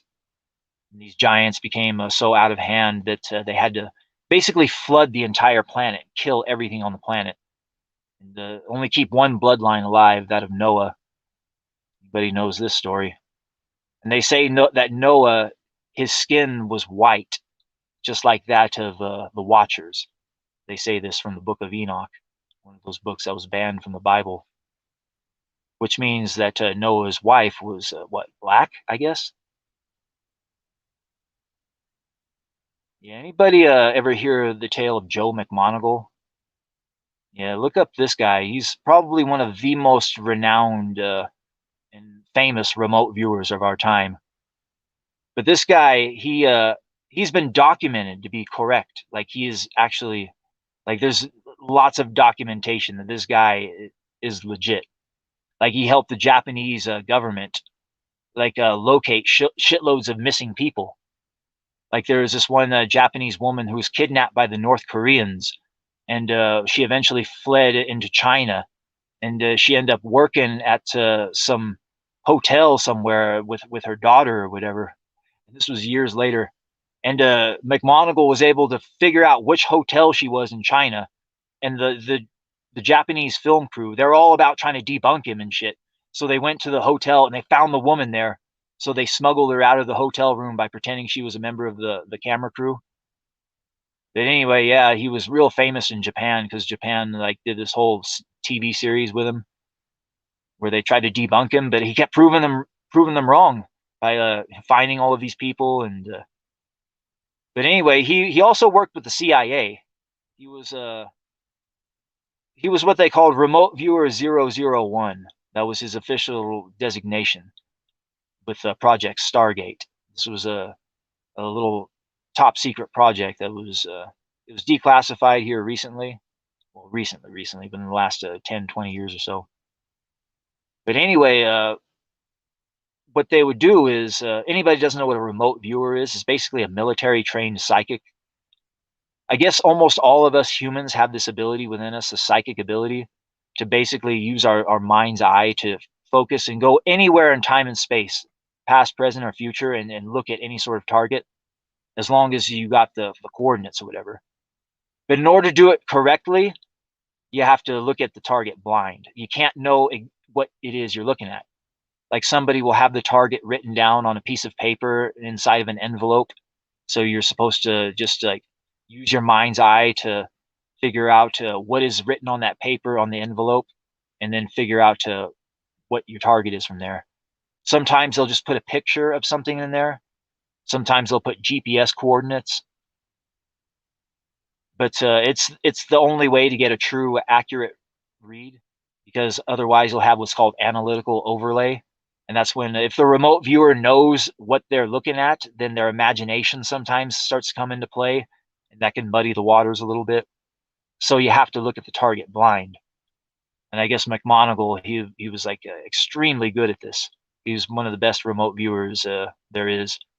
As far as documented being correct, like he's like the number one, I guess. Yeah, he wrote a book too where he put all of his predictions and shit. A lot of real fucking wild predictions. Maybe I'll talk about that one day. But anyway, McMonagle was given a blind target, and he was to look at this blind target, and they told him it was a set of GPS coordinates or whatever. So he didn't know what the GPS coordinates was, but the specific term GPS was used. So he just assumed that this was a target on planet Earth that he was looking at. But anyway, the ultimate target that he ended up looking at, he said it was a massive pyramid structure. Like he said, it was bigger than any known pyramid. This was like size of like a mountain, like mountain-sized pyramid. And he said inside of this this pyramid, there was a bunch of humans, but they weren't humans. They were taller, at least 12 feet tall, at least twice the size of humans. But he said that they were all in some sort of a stasis, like they were asleep, but they weren't asleep. And he went there, and I guess there was some sort of quantum AI there that knew his presence was there, and it was able to answer questions. And he started asking this quantum AI questions about who these people were and all this. And I guess what happened was the planet, or wherever they were, like was experiencing massive cataclysms with the weather. And what they did was they built these massive pyramids to ride out these storms, because these storms were so severe. It was the only way to survive them, to build these massive structures. And basically their planet was doomed and dying. So they had a group leave the planet to go find another homeworld for them to live at. So what McMonagle then did was he remote viewed who these beings were and where they went to, what planet, and he remote viewed the planet that they went to, and he described this new planet that they found. It was a very lush planet. It was completely opposite of the one they came from, that was dead and dying. But this planet was full of life, full of oceans, full of greenery, full of plants, and then like he assumed that that he was looking at some point in Earth or whatever. And then after the session was over, he asked the people what exactly was he looking at, and they told him his target was the planet Mars, 1 million BC. And not just any part on Mars, it was the face on Mars, the infamous face on Mars that we all know about. I guess that was the pyramid, but it's so eroded over time, like it's basically like, it looks just like a fucked up mountain now, basically. But this guy who remote viewed that, he's one of the most renowned remote viewers of our time, who's been documented to be right, like a lot of the times, more right than he has been wrong. Now let's just say for shits and giggles that what Joe McMonagle looked at was actually real, that this shit was real, that a bunch of giants from the planet Mars left Mars and came to some sort of green planet with oceans and shit, and that became their new homeworld. I mean, what other fucking world would they be talking about other than Earth? So let's just say that that's what happened. Like a bunch of Martians left their dying world, came to the Earth. Now you take that story and you combine it with the biblical myth of the Watchers that came and found the sons of God or whatever, looked upon them with lust and decided to breed with them, created the Nephilim or whatever. I mean, what if that's what these beings were? The Watchers. They were these giants from Mars, And anybody who knows anything about hybrid vigor knows that, well, you take certain plants and that are the exact opposite of each other and you cross them, you'll get hybrid vigor. A lot of times it's a much more bigger, more powerful plant. So what if these Nephilim that they created by crossing themselves with the humans, they had a lot of hybrid vigor? They were too powerful, their appetites were too big, because supposedly that was the reason why the Nephilim had to be killed, because they consumed everything. They started eating humans, they started eating themselves. Their appetite was too big. They were going to consume everything on the planet. So they had to basically set the clock back and wipe the fucking slate clean with them. Yeah, I wonder. Yeah. If it all goes back to beings that came from the sky, the demonic sky beings. I say demonic is because these beings, they had to have had some sort of religion of some sort, one would think. What if this is where all of these demonic religions originally came from? The sky beings, the demonic sky beings, the ones from Mars that completely fucking destroyed their planet. And now they came here to the planet Earth. Yeah, these beings could be something on a whole different level. And they talked about how they got them in stasis and shit like that. And when McMonagall was talking to the AI, it basically said that it's waiting. They're waiting for the ones that left to return. That's what they're waiting for. The only thing is, they never returned. They just came to Earth and just created their own little fiefdom, their own little kingdom. Like, fuck that dead, dying planet. We're not going back. And one day, humans are going to go there. Maybe Elon Musk will spearhead the whole thing. And we'll go there and find those fucking beings. And they're all sitting there. They're still alive, but they're just in stasis. Yeah, I guess there exists this technology. Now, I think we as humans have this technology. There was an interview I heard Art Bell do back before he died. He did with a dude called David Allen Anderson, I believe was his name. But he had invented a technology.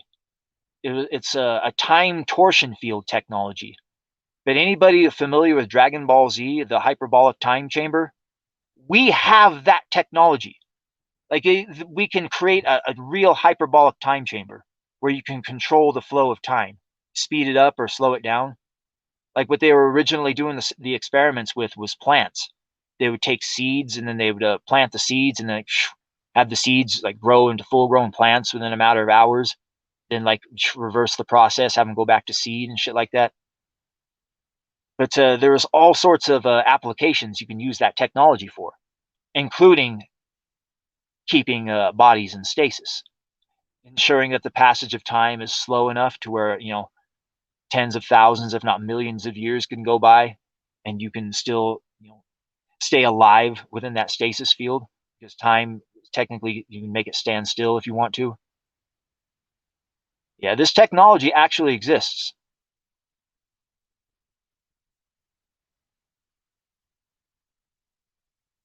Yeah, if we have that technology now, just imagine what a bunch of advanced beings have and how they had, probably perfected at this, back in their advanced stages.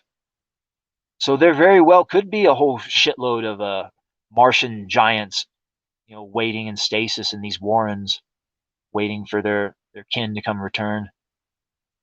And just what if they are evil as fuck and they do worship demonic beings, and that's where all of these old original or these old demonic demon gods originally came from. They came from these sky beings. They were the ones that they worshipped. Yeah, I wonder.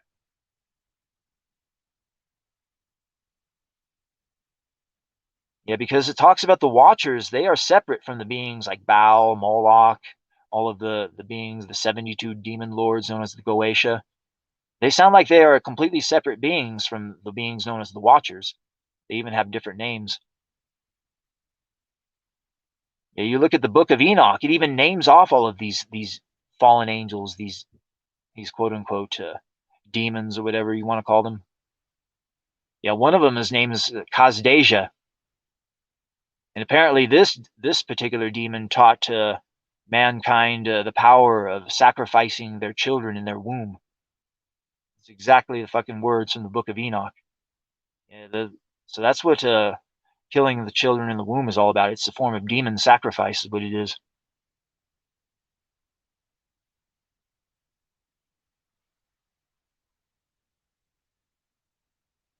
Yeah.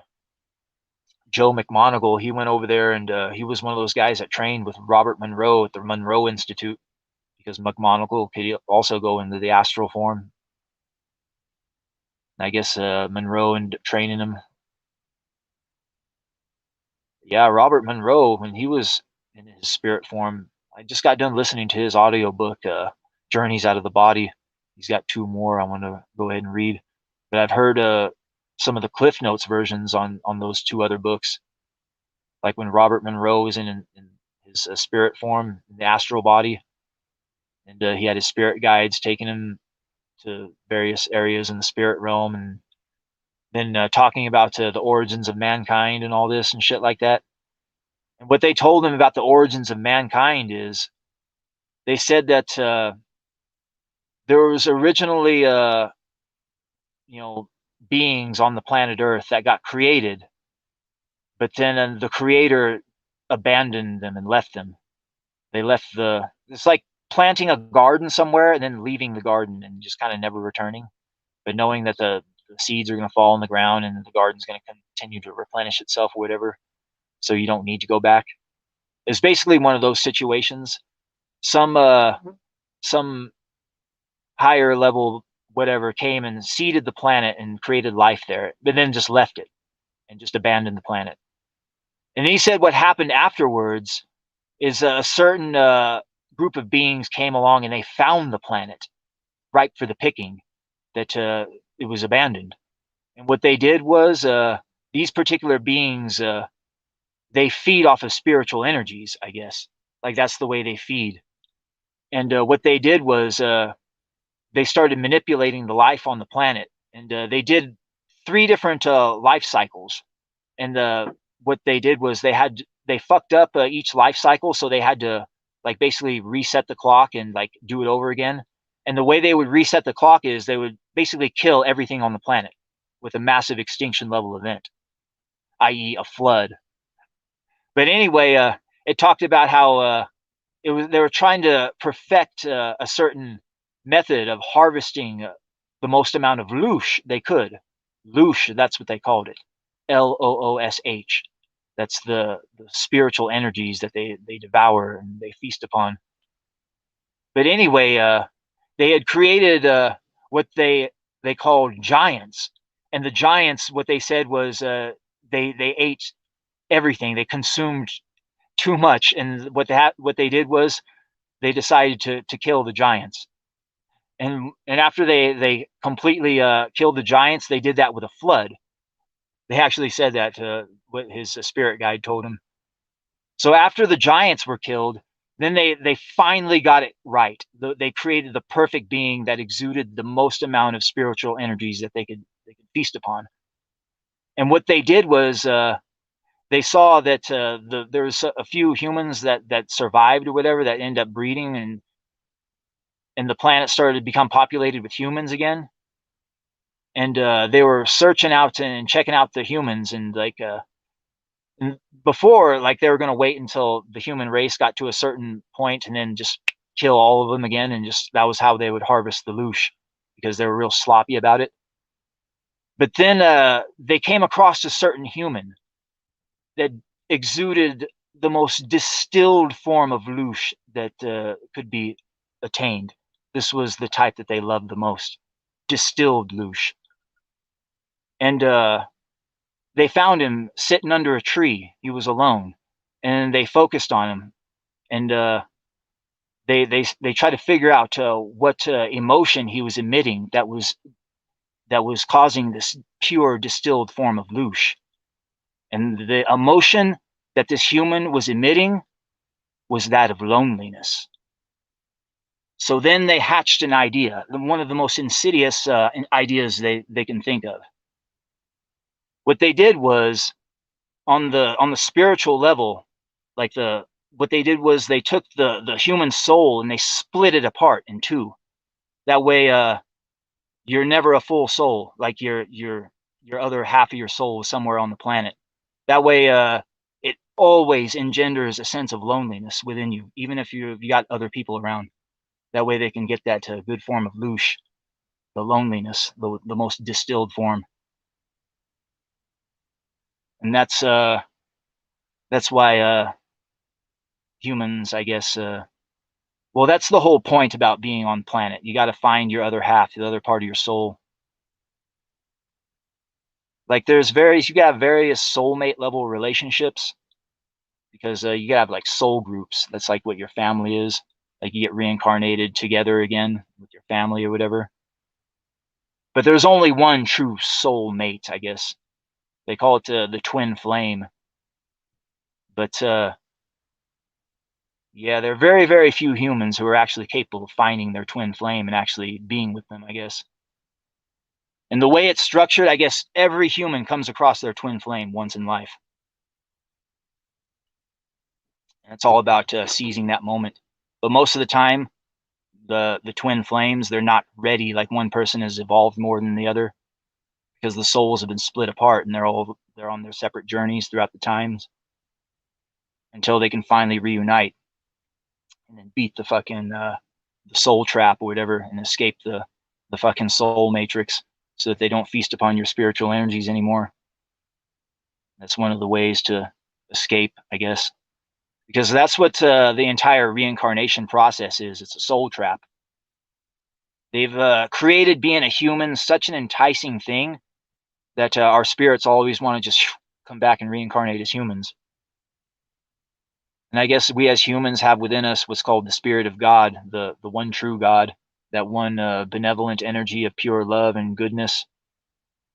And we all stem from that same source, that we all have that energy within us. And I guess they feast upon that shit. It's like crack cocaine to them, but only the negative spiritual energies. And that's why the earth and everything is structured the way it is, to try to pull as much pain and suffering as the human race as possible to get that good loosh. But there are ways to beat it. Instead of living life by the doctrines of weakness, ignorance, and hate, instead, embrace love, strength, and common sense. Yep. Do away with the negativity and the negative emotions. Embrace the positivity. You got to accentuate the positive, then eliminate the negative, as the old saying goes. Don't mess with Mr. In Between. Yeah, but I guess this eventually, yeah, there are various ways to escape the trap, like I said. The other ways is to completely cleanse yourself of karma, become like a yogi, like one of those like Indian types, a full Buddhist or whatever. Try to attain nirvana that way, embrace suffering, all that. Then you could also realize that the human mind is a very powerful thing. You could create your own paradise, create your own religion. Like, this is what I'm gonna happen. This is what's gonna happen when I die. Just pretend the 72 virgins thing is real. I think I'm gonna pretend like I'm an Islamist or whatever, and actually believe it and take it to heart. And if you truly believe it, once you die, you'll go to that area or whatever. But then eventually you get sick of it and you want to get reborn, and then you get reborn back as a human. Because time, it passes differently in that time in the spirit realm. Because you can get reborn back into any time. You could be reborn back into the past, into the future or whatever. You don't even have to be reborn as a human. You can be reborn as another fucking being on another planet somewhere. But they've created a trap out of it, so to speak.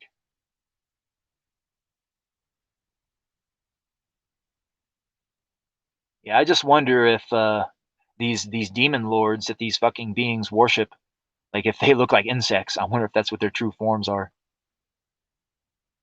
Yeah, because you hear about the people that go into the spirit realm and encounter these insect beings. what they do is these insect beings, they feast upon your spiritual energies. That's what they do. A lot of times they'll rape you too. They'll rape your spirit body. Very, very evil, deviant fucking creatures, I guess. They're even worse than the reptilians. Some say that the reptilians actually serve the insects. Yeah, I wonder.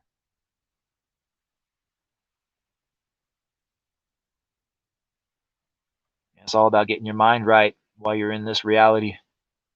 Get prepared, because then shit gets real once you fucking leave the mortal coil.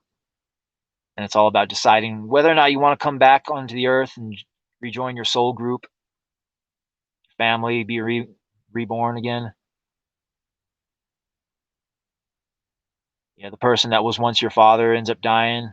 Then you have a son later on in life, but he's actually your father reborn as your son. Like, that shit happens all the time. The person who was once your uncle dies and is reborn as your nephew, etc., etc. So then you become the uncle to the person who was once your uncle. Yeah, that's what they call soul groups.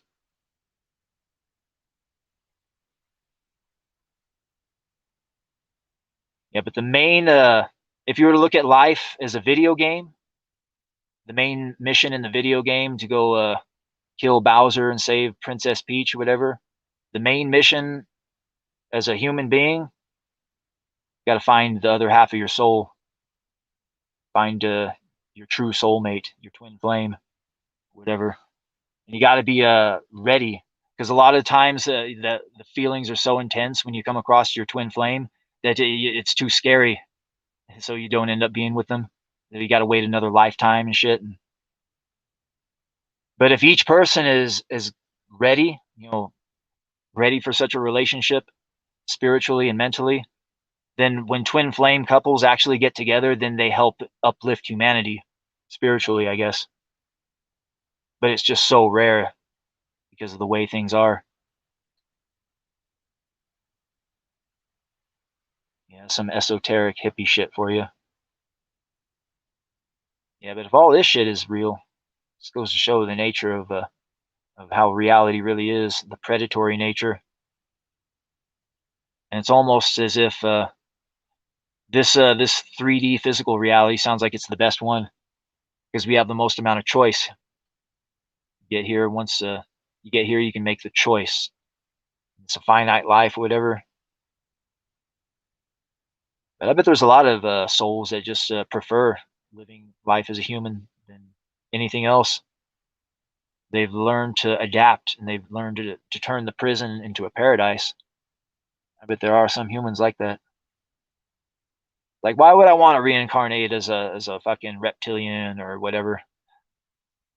Like, no, I'm just gonna stay as a human. I'm not gonna reincarnate as a Bigfoot creature. Nah, I'm not gonna reincarnate as a goddamn being of light. Nope. Human. That's the thing I like.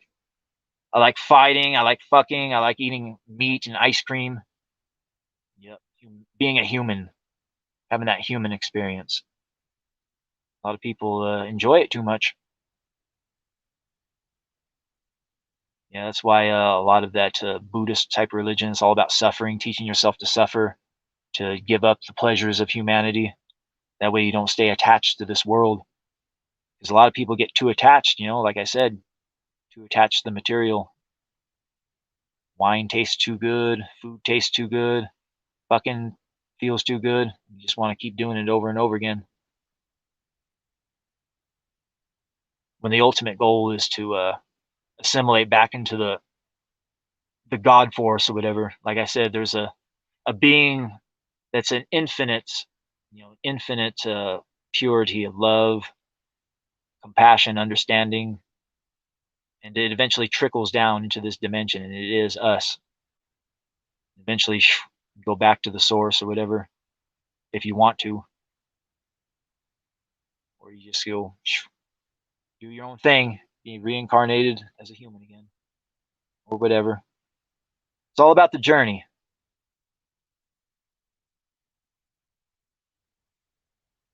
Yeah, this is why people gotta learn not to fear death. kind of like a hermit crab weaving its shell, going into something new. Spirit always lives. You just got to make sure you don't end up trapped in the spirit realm somewhere where your spirit ends up getting feasted upon for all fucking time. Because I think a lot of these negative spiritual entities that aren't a part of that God force, these are like dark entities of darkness that have none of this essence of God within them, but they like feasting upon that energy. Yeah, those entities, I think they have realms in which they try to trap souls and use them as sources of food and sustenance. I think such realms like that are worse than any sort of hell that we could think of. It's all about, steering clear of those types of realms, not allowing your spirit to get trapped there. Yeah, that would be a bad place. Get trapped. Some sort of fucking insect hive, some sort of fucking transdimensional insect entities just fucking eat your soul from now until eternity.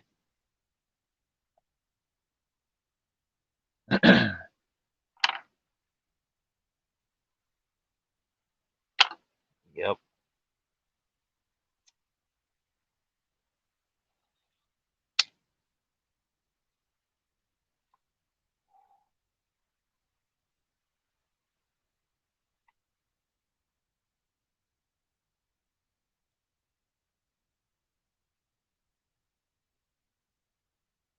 Yeah, talk about the Book of Enoch. How they talked about how Noah had skin that was white, like that of the Watchers, which meant the humans that were here were black skinned, whatever. Yeah, you look at the Abo of Australia. I guess they are technically the oldest form of human there is. Yeah, if this whole story that I've told has any sort of degree of realness in it, that means that the skin color of the native human was black, and the demonic sky beings that came were white, and the giants from the sky that they crossbred with the white humans. And there's old African religions that talk about these giant beings from the sky that came down and bred with humanity. And they talk about these beings from the sky were reptiles, reptilian beings, but they were like they looked like men. They were like with the bodies of men, but they were reptilian.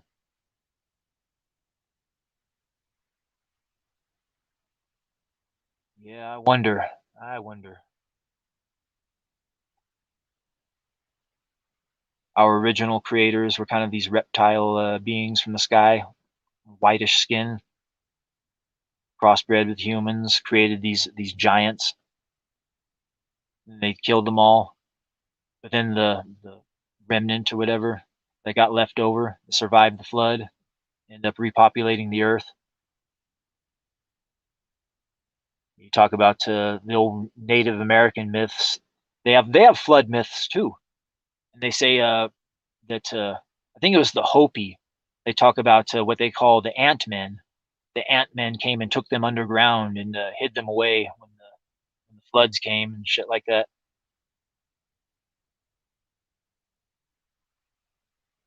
Yeah. So you got all of these different humans that survived, and they kind of came together, and they're doing their thing. But the reality is, what the Earth is, it's like a chicken coop, but for humans, a human coop.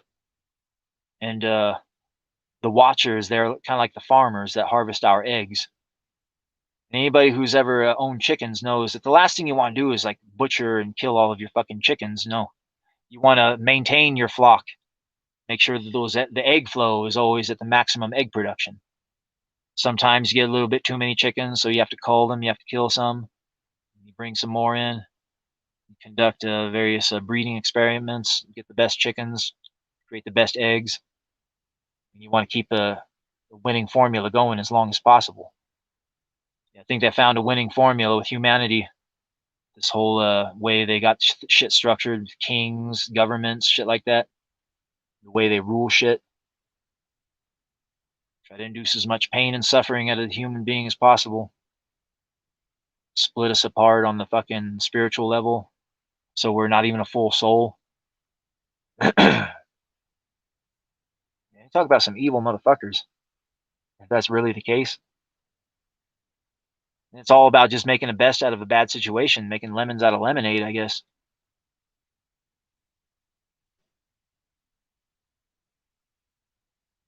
Yeah, a lot of this ties into Gnosticism too, being called Yaldabaoth. It sounds like an evil demonic creature, but supposedly this is the creator god. Kind of matches up with the Christian god too, with all of the smiting and whatnot, flooding and all that shit. Yeah, we're talking about beings with very, very high levels of technology, capable of flooding a fucking planet. I mean, hell, they destroyed their own fucking planet.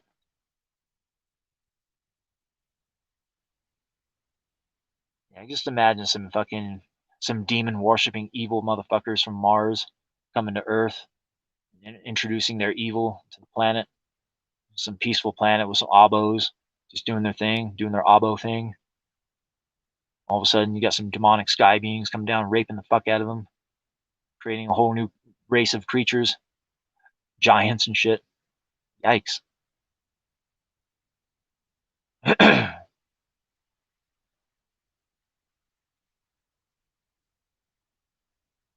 Fuck, we're almost at the 2 hour mark, and I haven't told the goddamn tale about 9/11 yet.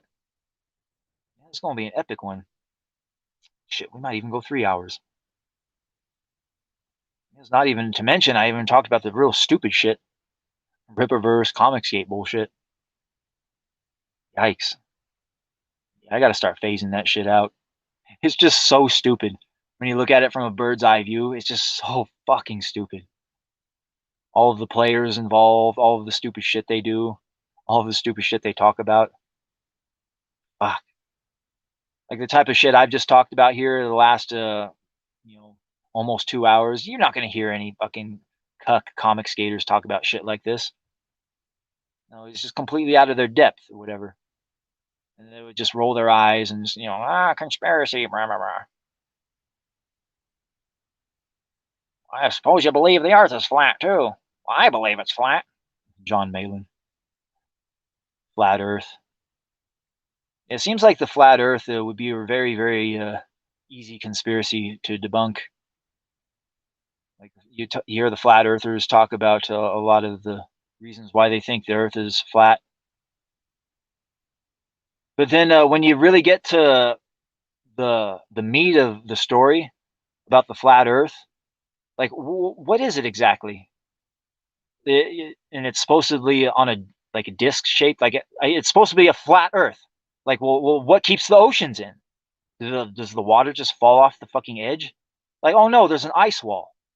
I'm like, oh, okay, an ice wall. Okay, now it makes sense. And then I got to thinking, you know what? H.P. Lovecraft had this mythical island, the island of Hyala.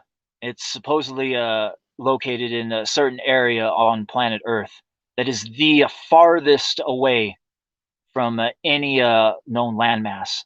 It's like a certain spot in the middle of the ocean, and it's the one area in the middle of the ocean that's the furthest away from all other land masses. This is a real spot. You can find us with real GPS coordinates. And H.P. Lovecraft talked about this place, and he said in this mythical city of Hyala, there is this massive door that's being chained shut, and inside of this door is a sleeping god known as Cthulhu. And if Cthulhu ever gets loose, oh, woe be to the world or whatever. Anyway, in H.P. Lovecraft's story, some sailors go there to this mythical island, and they unleash Cthulhu. And Cthulhu, he's like trying to come after them in their boat, but then the sailor, he turns the boat around and he like stabs Cthulhu.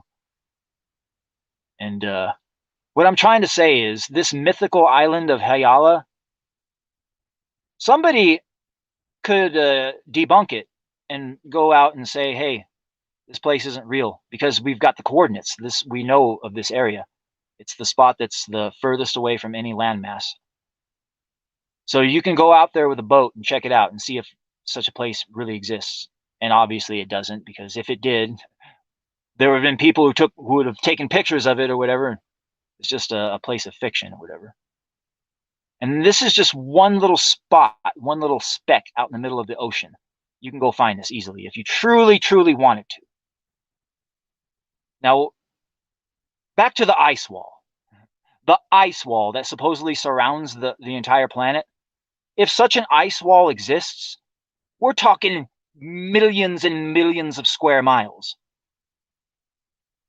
Where's the pictures of the ice wall? Show me the ice wall.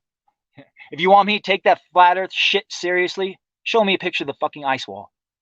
Don't give me no bullshit about, no, oh, NASA's not going to show you any satellite images of the ice wall, blah, blah, blah.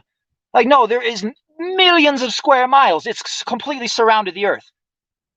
If you get in a boat and you go in one direction long enough, you're going to hit that fucking ice wall. You get in a plane, you go in one direction long enough, you're going to hit the fucking ice wall. Why hasn't anybody taken any pictures of this fucking ice wall? Yeah, until somebody can explain the ice wall paradox, I can't take that flat earth shit seriously at all. Because literally it's the most easiest thing to prove. The easiest thing to prove. Show a picture of the ice wall. It's literally millions and millions of square miles.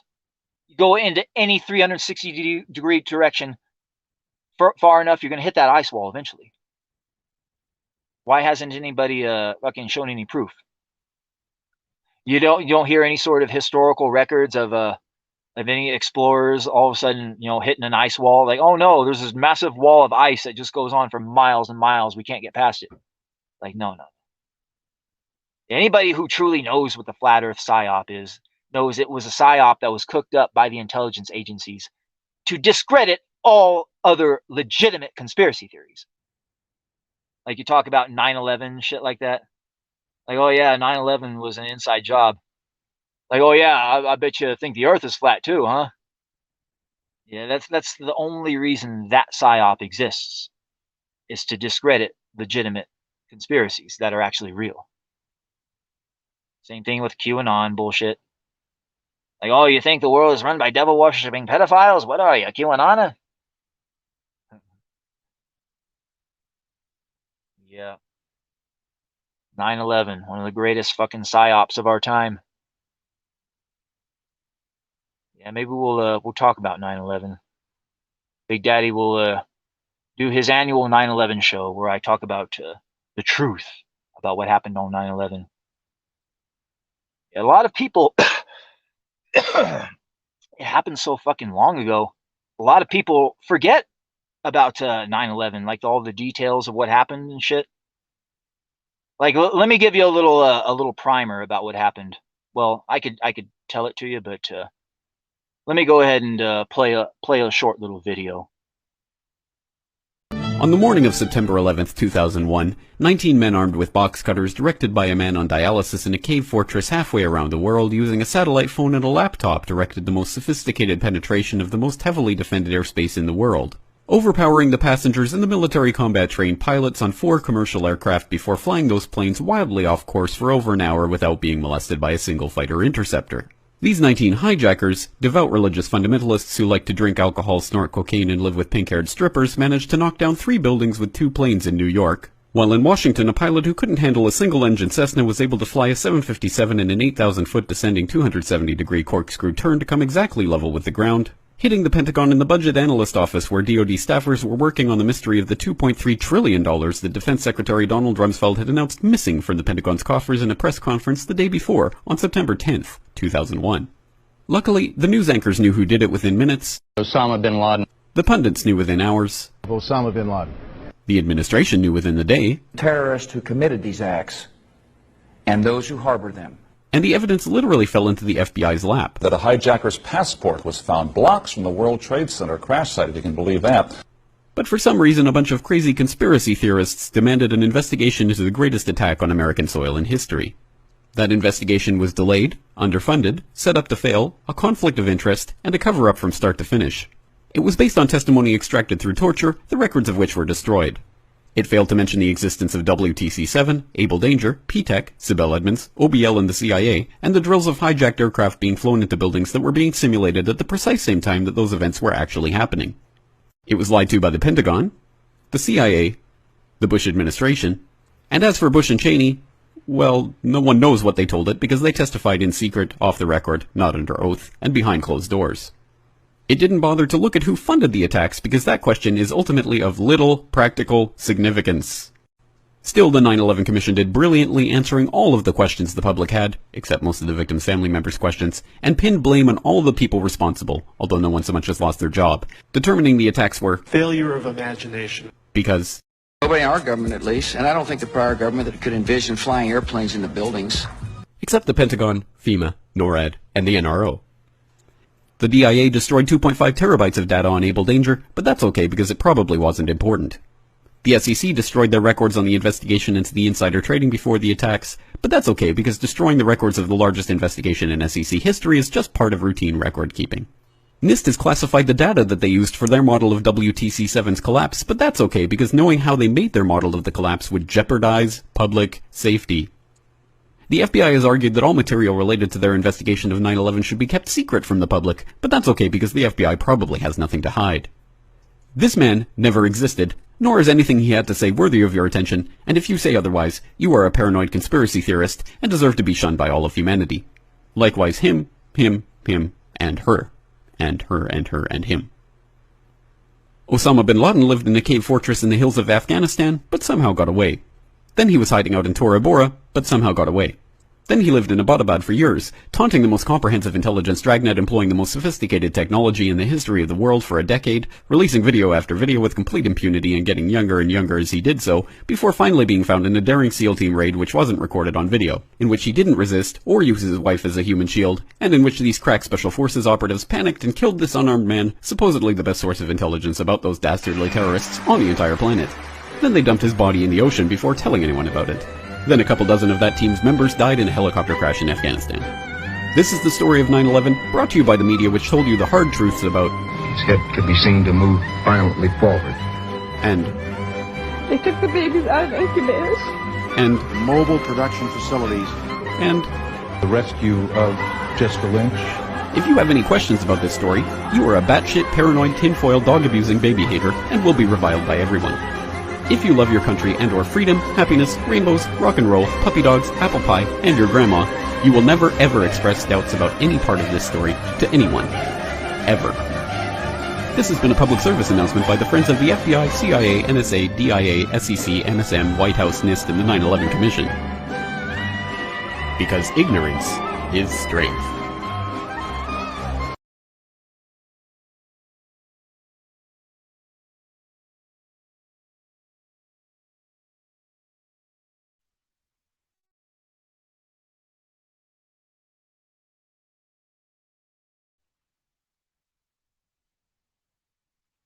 Yep. That's a little history right there for people that missed out on that era.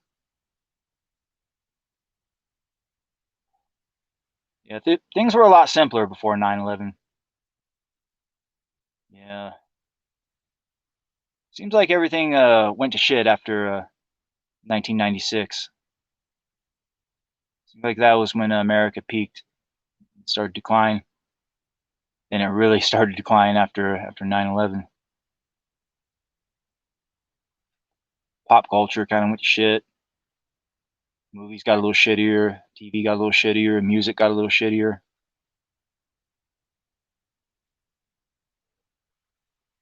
You know, we decided to go wage war with the Afghans and the Iraqis and shit.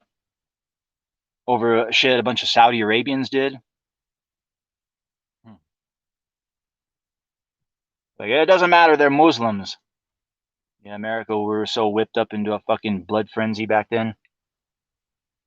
If the last name of the country ended in Stan, we wanted to fucking bomb it. It's just the way it was. And shit went unquestioned. Of course it was terrorists. I mean, who else would it have been? I mean, to think anything else would just be pure insanity. Right? It's not like the United States government would ever, orchestrate an attack against its own people for political purposes, right? Right? You ever hear of a little thing called Operation North Woods? Look this up. This is real. Operation North Woods. This happened during the time of Kennedy. Anyway, this was a plan that we had. Operation North Woods.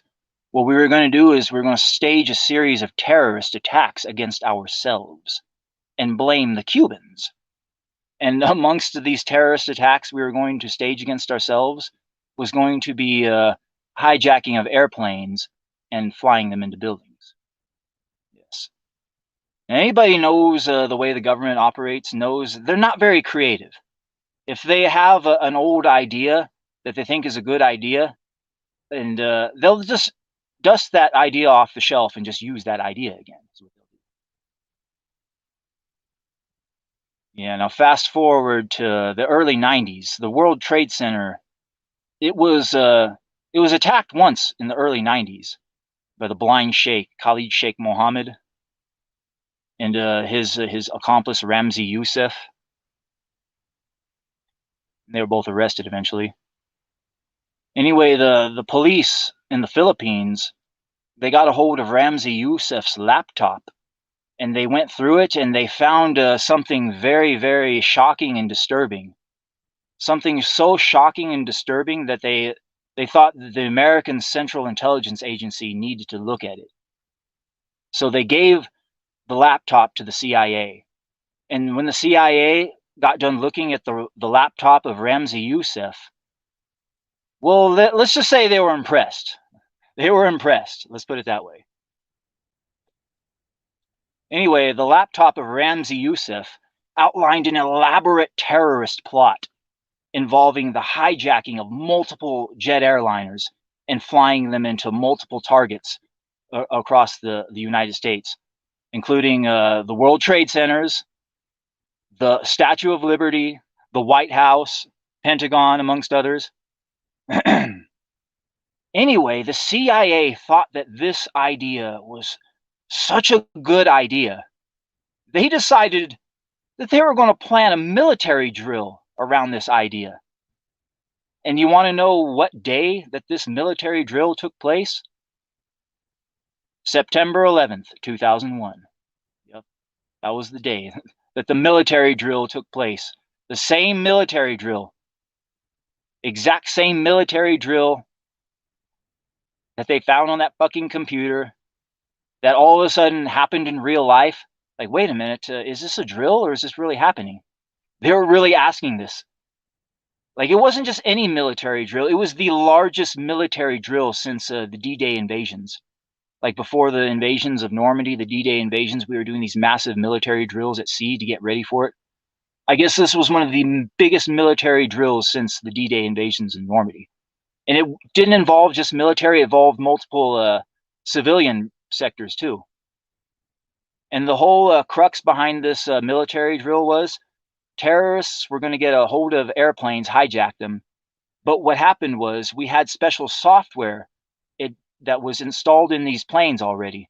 And what we were going to do is enact this software once the terrorists took over the planes, and it would enable somebody from a third-party location to pilot the fucking plane like a Predator drone.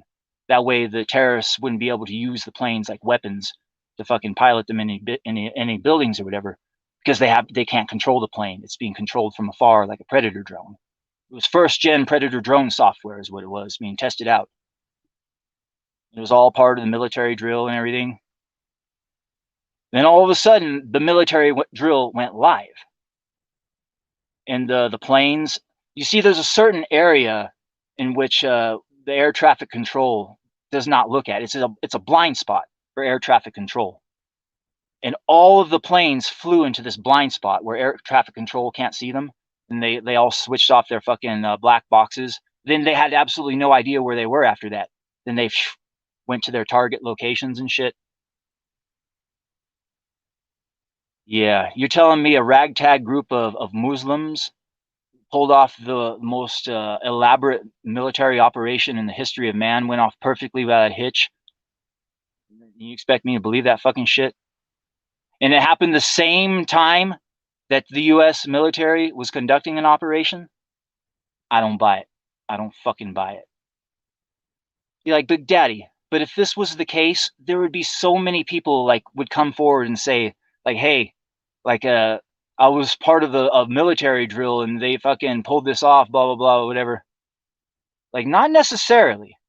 I talked earlier about compartmentalization, about how very, very elaborate military operations can be pulled off using compartmentalization, to where only one or two people actually knew what was really going down.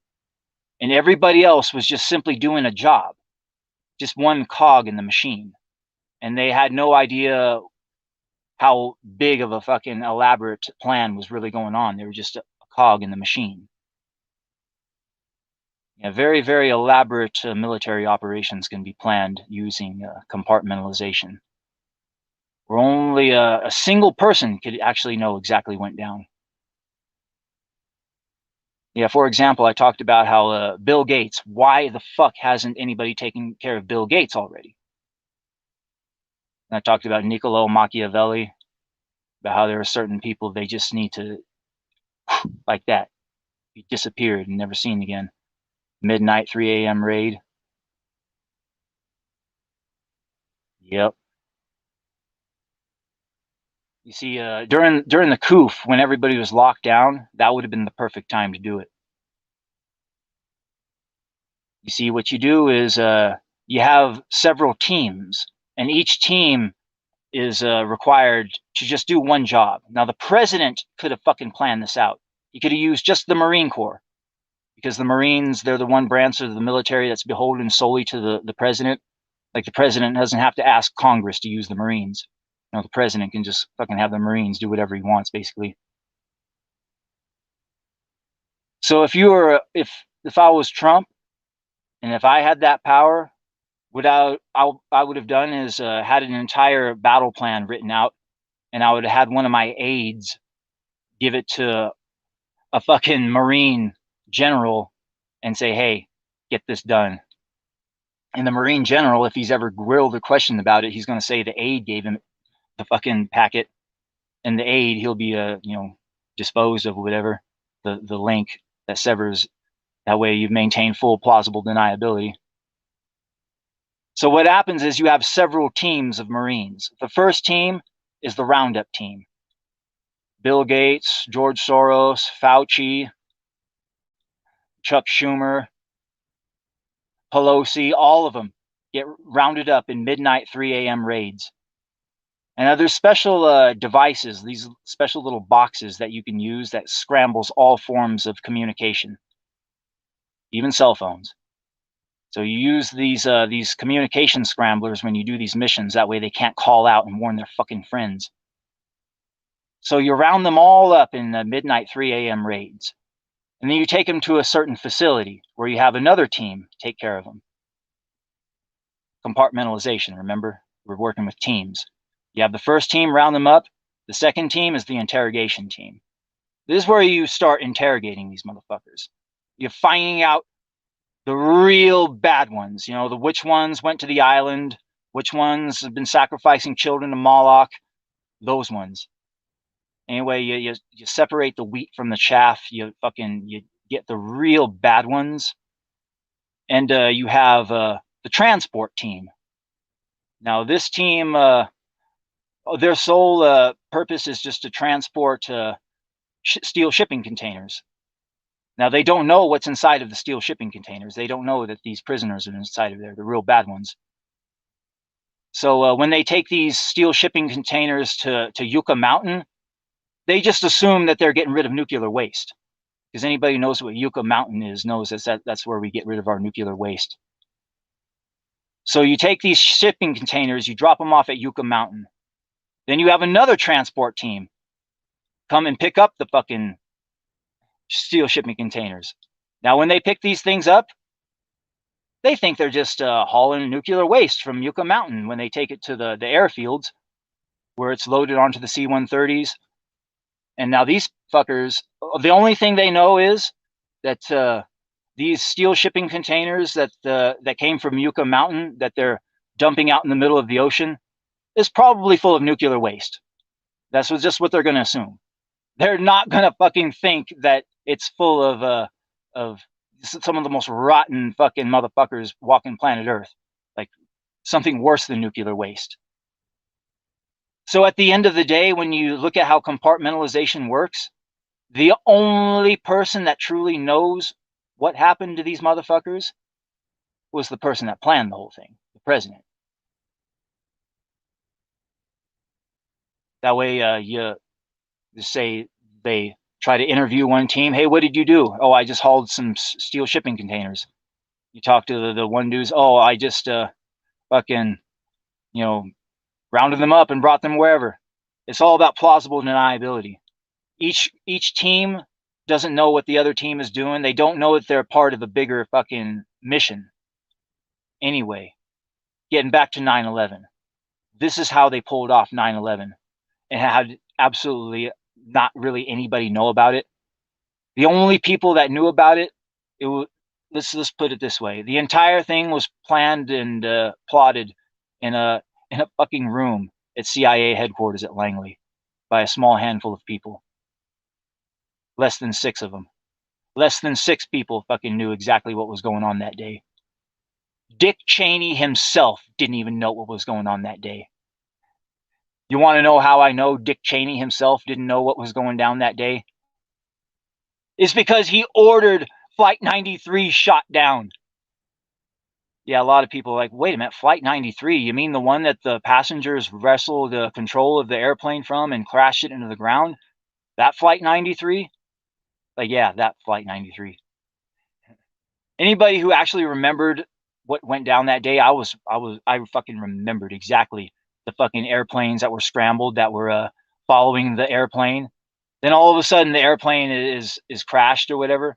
And at the time they said that the plane had blown it up. Anyway, Dick Cheney himself is on a fucking interview with Chris Wallace. And he talked about how, he casually talks about how he ordered the plane shot down. Yeah, that blows that whole narrative out of the water. Why he did it was he didn't know what was going down, which means if he didn't know what was going down, he wouldn't have had it shot down. Because you have to ask yourself, what was buildings, which building was it going to take down? What was the fucking target? Now, what was the one building that went down mysteriously on 9/11 without any sort of anything hitting it? Building 7. Remember that one? The building that came down mysteriously because of the debris from the other 2 buildings? Even though we have the landlord of the building, old Larry Silverstein, Lucky Larry, got him on tape telling the fire marshal to bring the building down. Fire marshal's like, do we let the building burn or do you want us to bring it down? He's like, go ahead and bring it down. Like, it was already wired up with a controlled demolition. Yeah, a lot of people don't know it or understand it or realize it, but well, let's just say you want to assassinate a very important person, a VIP, but you want to make sure that nobody knows that that's the person you truly wanted to kill. What you do is you'll wait till that person, gets on a boat somewhere, and then you'll just sink the boat and then kill everybody on the boat. Like, uh-oh, looks like an iceberg accidentally took the boat out. Whoops. Yeah. Turns out Building 7 was the true fucking target of that day's activities. Without fail, Building 7 had to fall. That was the primary target. That's why it was laced up with explosives. But yeah, a lot of people don't know it or realize it, but inside of the basement levels of Building 7, it was a records dump for all of the alphabet agencies and shit, all the nefarious shit they've been doing throughout the years. It was a records dump. They had to completely wipe the records. Yeah, the particular area of the Pentagon that was hit and destroyed, it was a certain records office where the day before, on September 10th, Donald Rumsfeld comes out and announces that $2.3 trillion is all of a sudden missing. Like, we don't know where it is. And the office that keeps account of that shit completely gets annihilated by the fucking plane in the Pentagon. A lot of people say it might have been a missile or whatever, but whether it was a missile or a plane is irrelevant, in that it destroyed that key office that completely wiped out the records for that 2.3 trillion that went missing.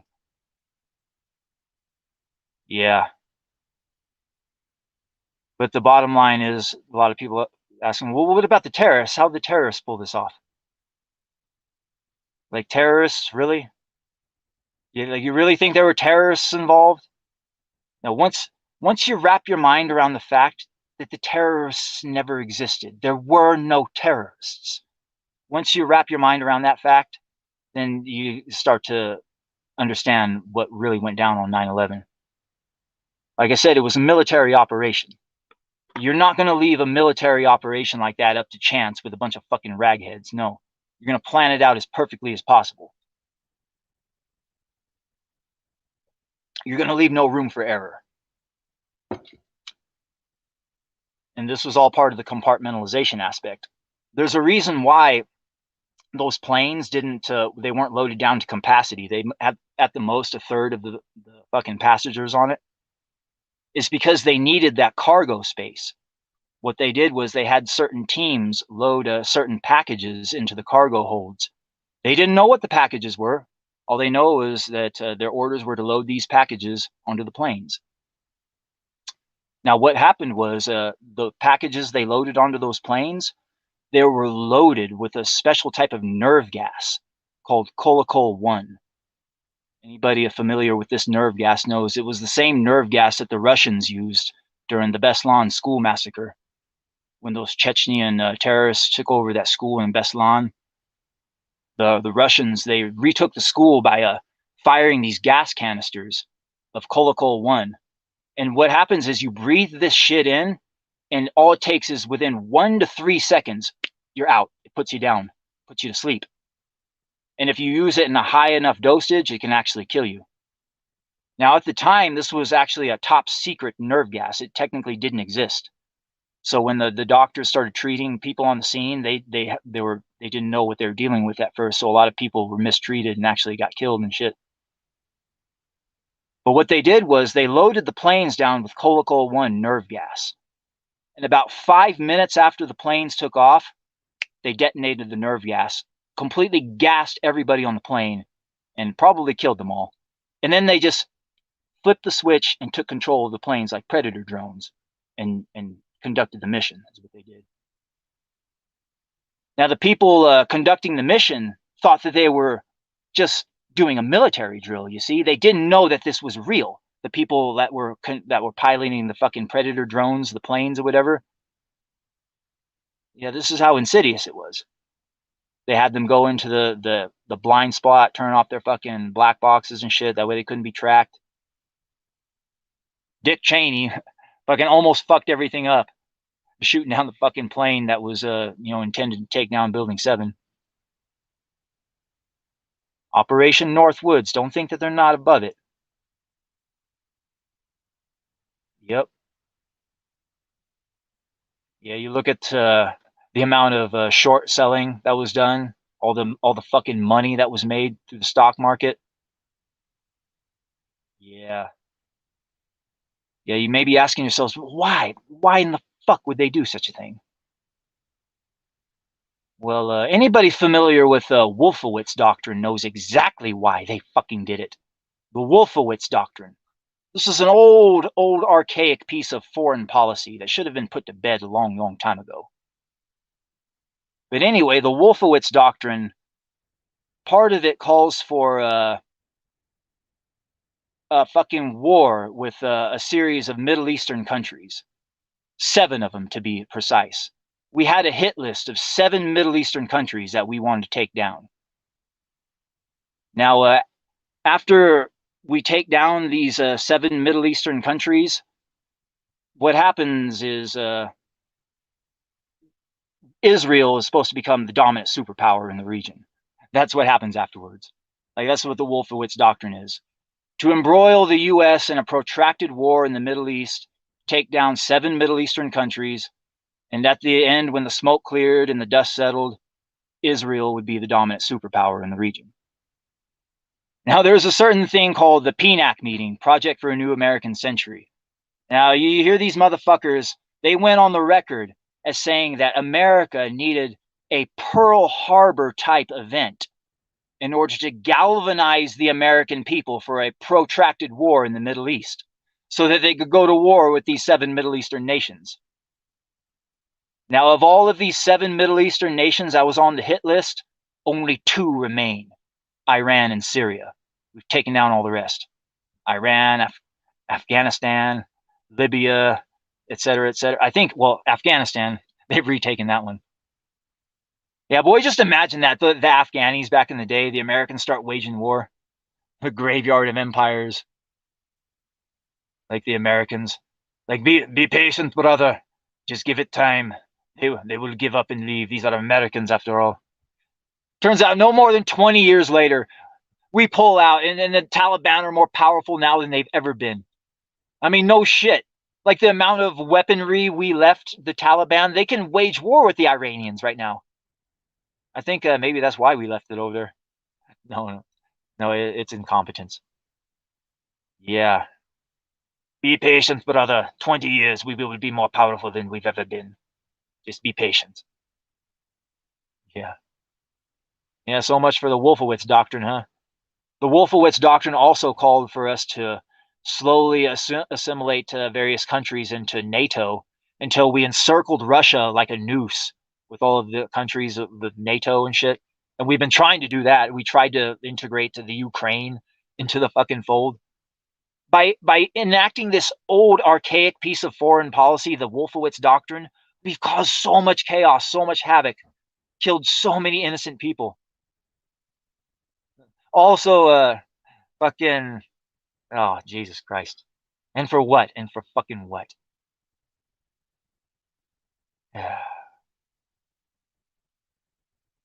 Yep. It gave them the excuse to put their jackboots on our throats. Remember a little thing called the Patriot Act? That's what opened the door for all of the draconian measures of bullshit they got going on today. They're getting ready to pass something now that's going to make the Patriot Act look like it's going to make the Patriot Act look like something the founding fathers wrote. Let's put it that way. Yeah, I forget what the name of it was exactly, but they're going to make it to where they can throw you in jail for having a VPN and shit. They're basically taking the blueprint that the communist red Chinese have, and they're applying it. Yikes. Yeah, the funny part is about China, like, it's supposedly a communist or whatever, but it's not communist at all. It's just a shitty version of capitalism, and it's run by communist thugs. That's basically how we got going on over here.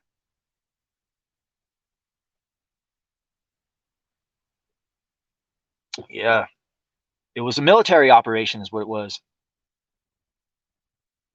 Get us into a protracted war in the Middle East. Give our government an excuse to start fucking enacting measures of control against the people. Enable rich people to get even richer.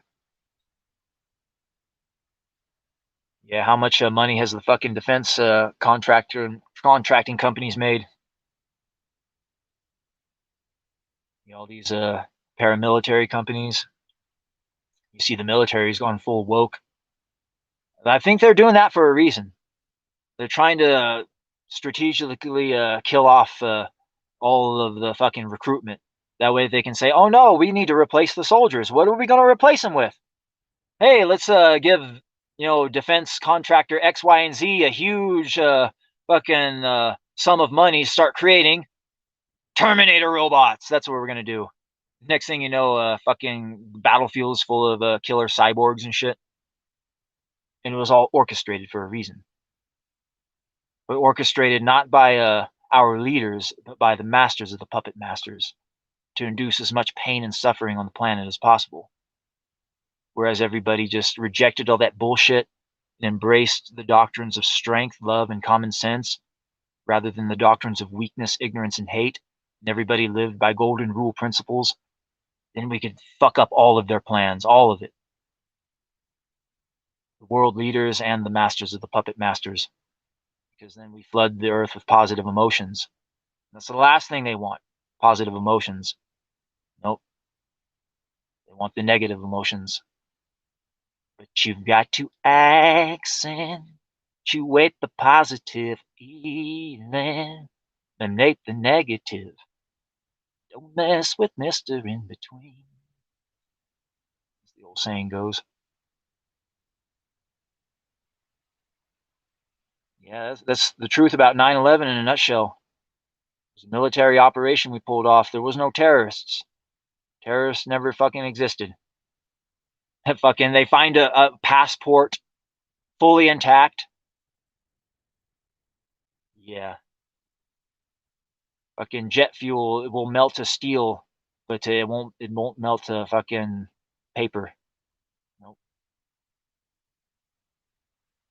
Yeah, the funny part is when they attacked the first World Trade Center back in the day, there was a certain company that got the blueprints to rebuild it or whatever.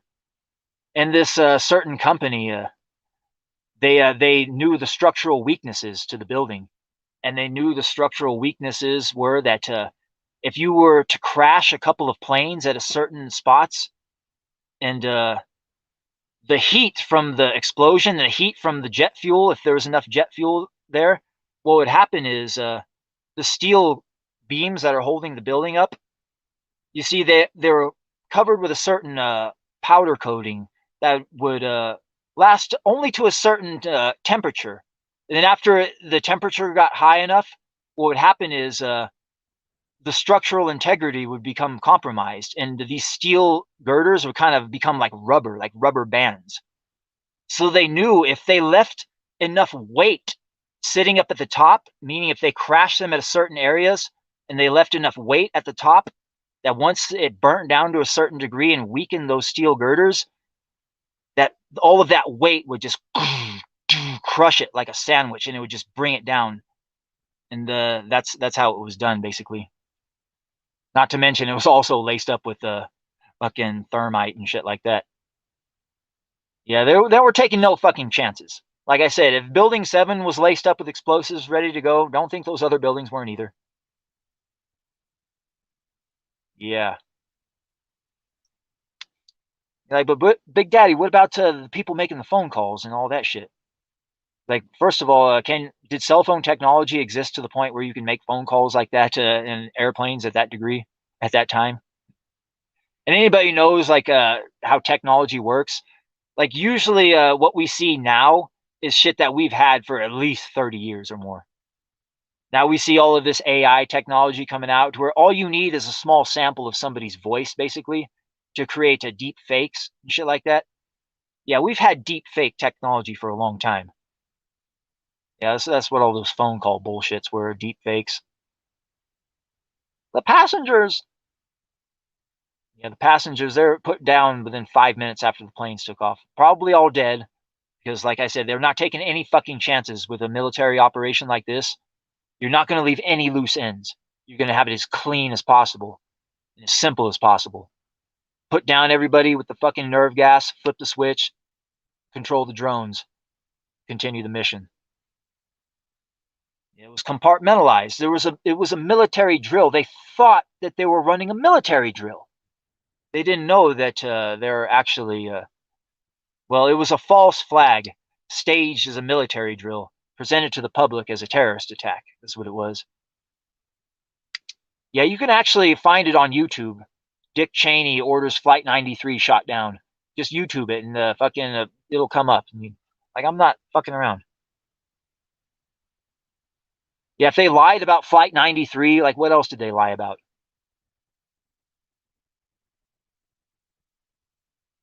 And never forget the dancing Israelis, too. Yeah, Israel, a lot of people like this. Oh, it was the Israelis. They did it. Well, Israel, they knew what was going on, obviously, but they didn't have to do it. Not when we were fully willing and ready to do it to ourselves. Yeah, once people wrap their minds around and understand that America is nothing more than a vassal state to Israel. Like, we are basically their servants, and they're our masters. Once you understand that relationship, it makes perfect sense. Yeah.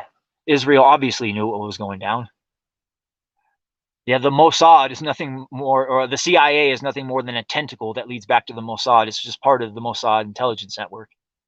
Five Eyes, they call it. That's all of, the MI whatever, all that bullshit.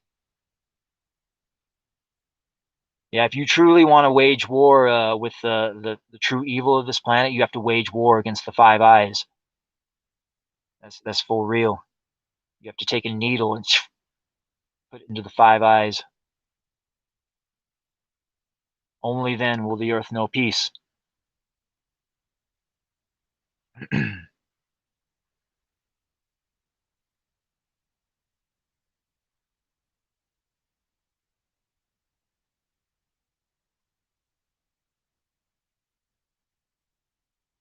Yeah, there was a bunker in that building. All sorts of it was a records dump is what it was. You had to get rid of all that evidence, completely wipe the slate clean. Records going back over 100 years, I guess.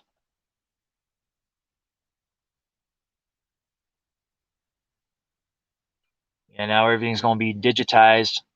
You can steal that digital information though. You can't just well, I guess you could wipe it out with an EMP.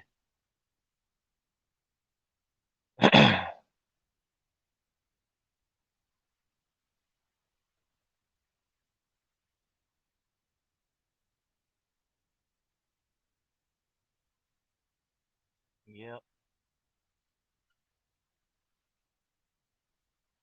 Terrorists. Yeah, the funny part is the Saudi Arabians, the Saudis, their whole job in the thing was just to figure out some patsies to blame it on. All they had to do was just find some patsies. So what the Saudis did was they would literally take a random picture of somebody, then a random first name and a random last name, and they just cobbled together a bunch of random people, but they all had them be from Saudi Arabia. It's like, fuck, you had to have them be from Saudi Arabia, you stupid bastards. Yeah, none of those fuckers were real. They were all fake. All of the quote unquote terrorists who you thought were terrorists were nothing more than Mossad agents. Yeah, the Israelis, they look a lot like the Arabs. Crisis actors, you could call them.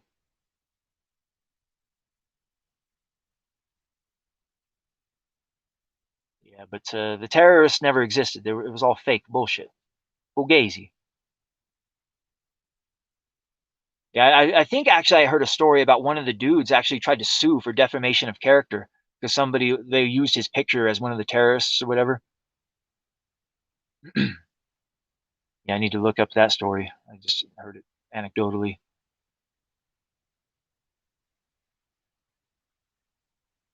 Yeah, terrorists never existed. It was a military drill. Used nerve gas, put the people down, controlled the planes like Predator drones from afar. The building that the pilots were, the Predator drone pilots were in, was actually a building that was about a mile away from the Pentagon too. And I guess part of the ritual, besides destroying that certain office in the Pentagon that had those records or whatever, was the whole like setting the Pentagon on fire, basically, because that's part of like demonic rituals when you set the pentagram on fire. Burning pentagram, like we're gonna set the Pentagon on fire. So it's supposed to give the ritual that much more power, because it was a fucking powerful demonic ritual, is what it was really. Just imagine the level of black hat social engineering that went on that day. Tricked millions of people into hating each other for no reason. To this day, how much hate still lingers all because of that bullshit that wasn't even real. Just so we can destabilize the Middle East so that Israel could become the dominant superpower, to give us an excuse to start enacting draconian measures of control against our own people. That's fucked up. Enable more billionaires to make even more billions. Enable even more suffering and pain for humanity. Jesus Christ. But when you learn and understand the true nature of what's really going on, and it's all designed that way, and that our leaders do that shit on purpose. Yep. And you see what's going on with the Ukraine right now. How they almost tried to fucking start World War III, basically. Good thing Elon Musk prevented it. Didn't allow it to happen.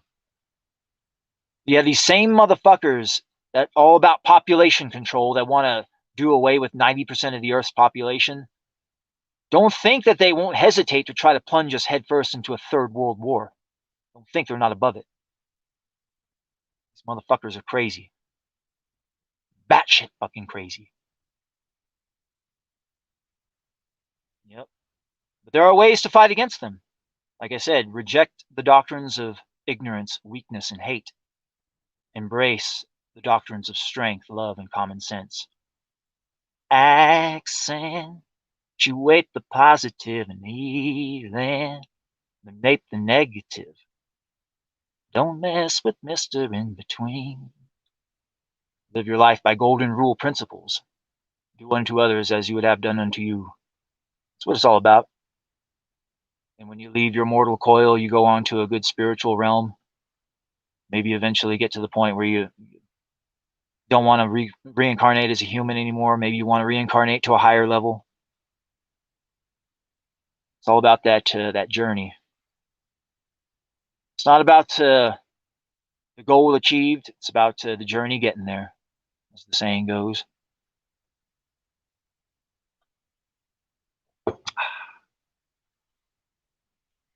Damn, 2 hours and 40 minutes. Shit. And we still haven't talked about some stupid shit. You know what? We'll take a little break, and we'll come back and talk some stupid shit. Close the show out. Little Comicsgate bullshit. Little Rippaverse nonsense. Take another shot. Sipping on a little gin and juice. Getting a little loose. Getting esoteric. Talking about the fundamental truths of the universe. Exposing the greatest conspiracy of our time. It's going to be one of those types of shows. One for the ages. That could be an utter fucking shit show, too. I don't know. I guess we'll find out on the replay. Yep.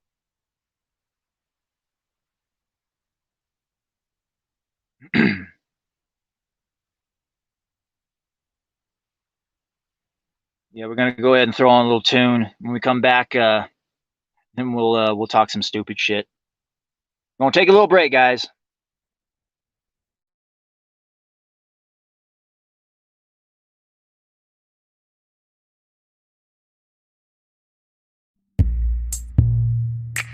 Far between sundown's finished and midnight's broken toll, ducked inside the doorway's thunder went crashing.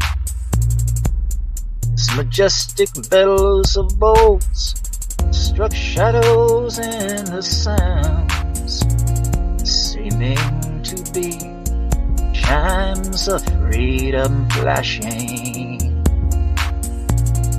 Flashing for the warriors, strength is not to fight. Flashing for the refugees, the unarmed road of light. And for each and every underdog soldier in the night, he raised the chimes of freedom flashing. City's melted furnace, unexpectedly we watched, faces hidden as the walls were tightening, as the echo of the wedding bells before the blowing rain dissolved into the bells of the lightning, tolling for the rebel, tolling for the rake, tolling for the luckless, the abandoned and forsake, tolling for the outcast, burning constantly at stake, as we gazed upon the chimes of freedom flashing, flashing for the warriors.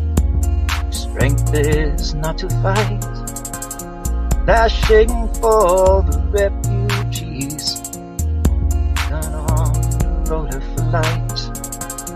For each and every underdog soldier in the night, gazed upon chimes of freedom flashing.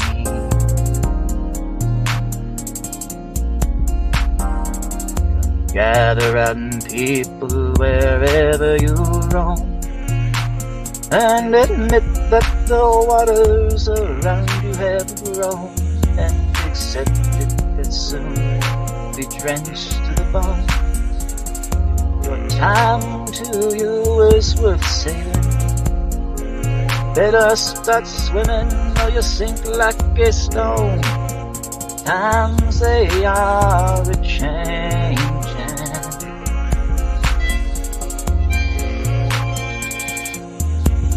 Writers and critics prophesize with your pen. Keep your eyes wide, the chance won't come again. And don't speak too soon, for the wheel's still in spin. There's no telling who that it's naming, for the lures that now will be later to win. For the times they are a-changing.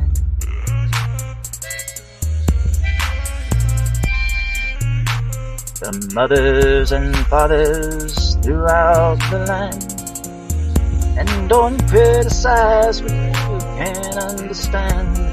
Your sons and your daughters beyond your command.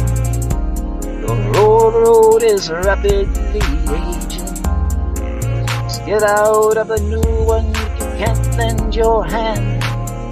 Times they are a-changing.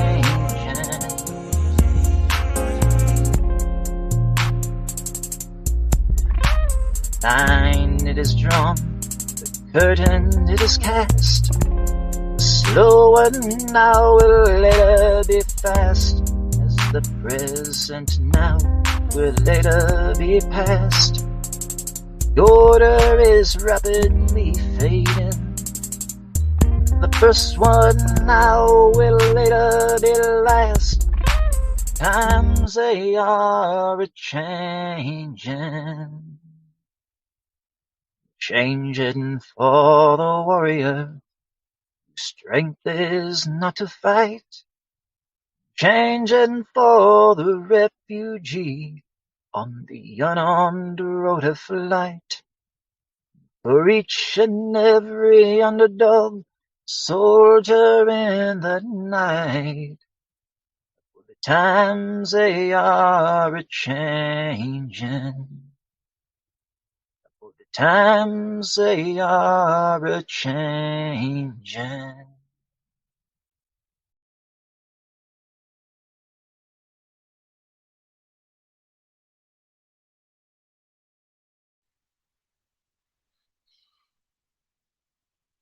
The times are a-changing indeed. Yep.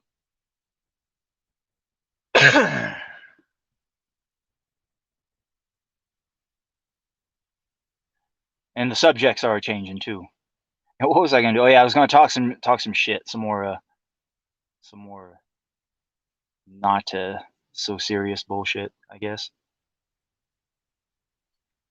Yeah, usually we talk a little pop culture bullshit. Section of the independent comic book underground known as Comicsgate. Section where the lolcows and the retards graze, known as the Rippaverse. Yep.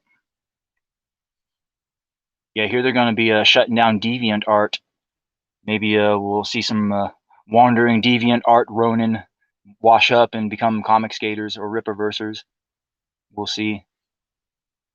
Yeah, the thing I've noticed about Rippaverse is, well, you see when Comicsgate first kind of popped up, like slowly but surely other channels started popping up and doing, you know, copying certain blueprints. Like there's this thing called the Oz Show, where it was like some Aussie would get on there, he'd get all stoned, and he'd let a bunch of yahoos on. And that was probably when CG was at its peak during the time of the Oz Show, when there was most camaraderie going on. Then the Oz Show had its various offshoots and and cloned shows like the Lord Finatra show and all of those other shows. Dark Gift, well, Dark Gift kind of distinguished himself in that he would do karaoke streams or whatever. But the bottom line is a little community of streamers popped up where people started doing channels and started doing content and shit, and shit like that. I mean, a lot of it was real bad and cringe, but content nonetheless.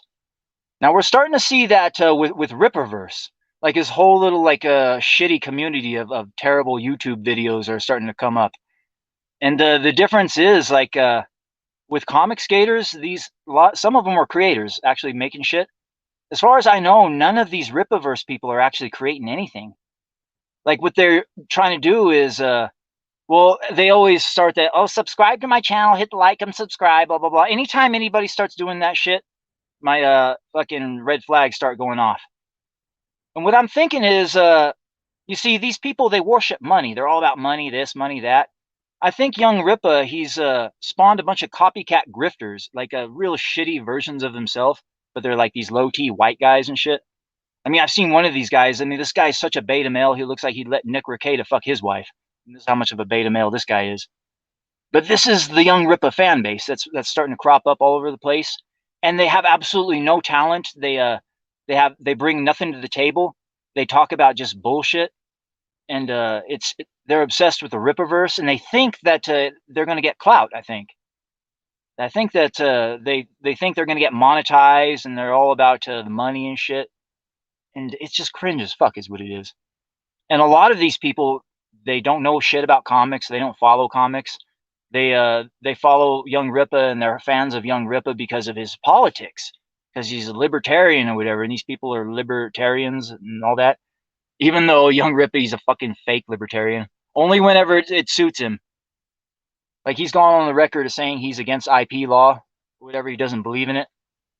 Yeah. But when it comes to his IP, though, oh, he's willing to fight for that.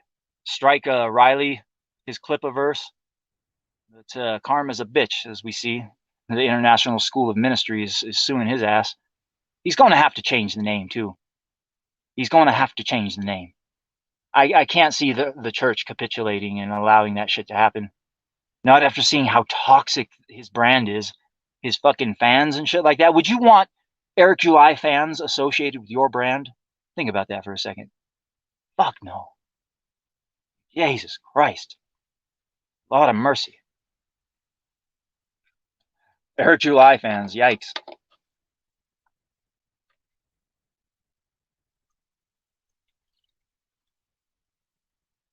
Alright, we're going to pour one more shot.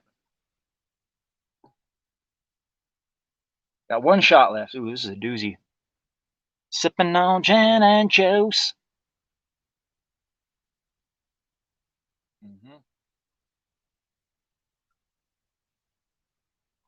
Oh, yeah. Knock back a shot, baby. Getting a little loose. Not too drunk, though. I might slur a word here and there. Just means I'm a little loose. Stogie relit.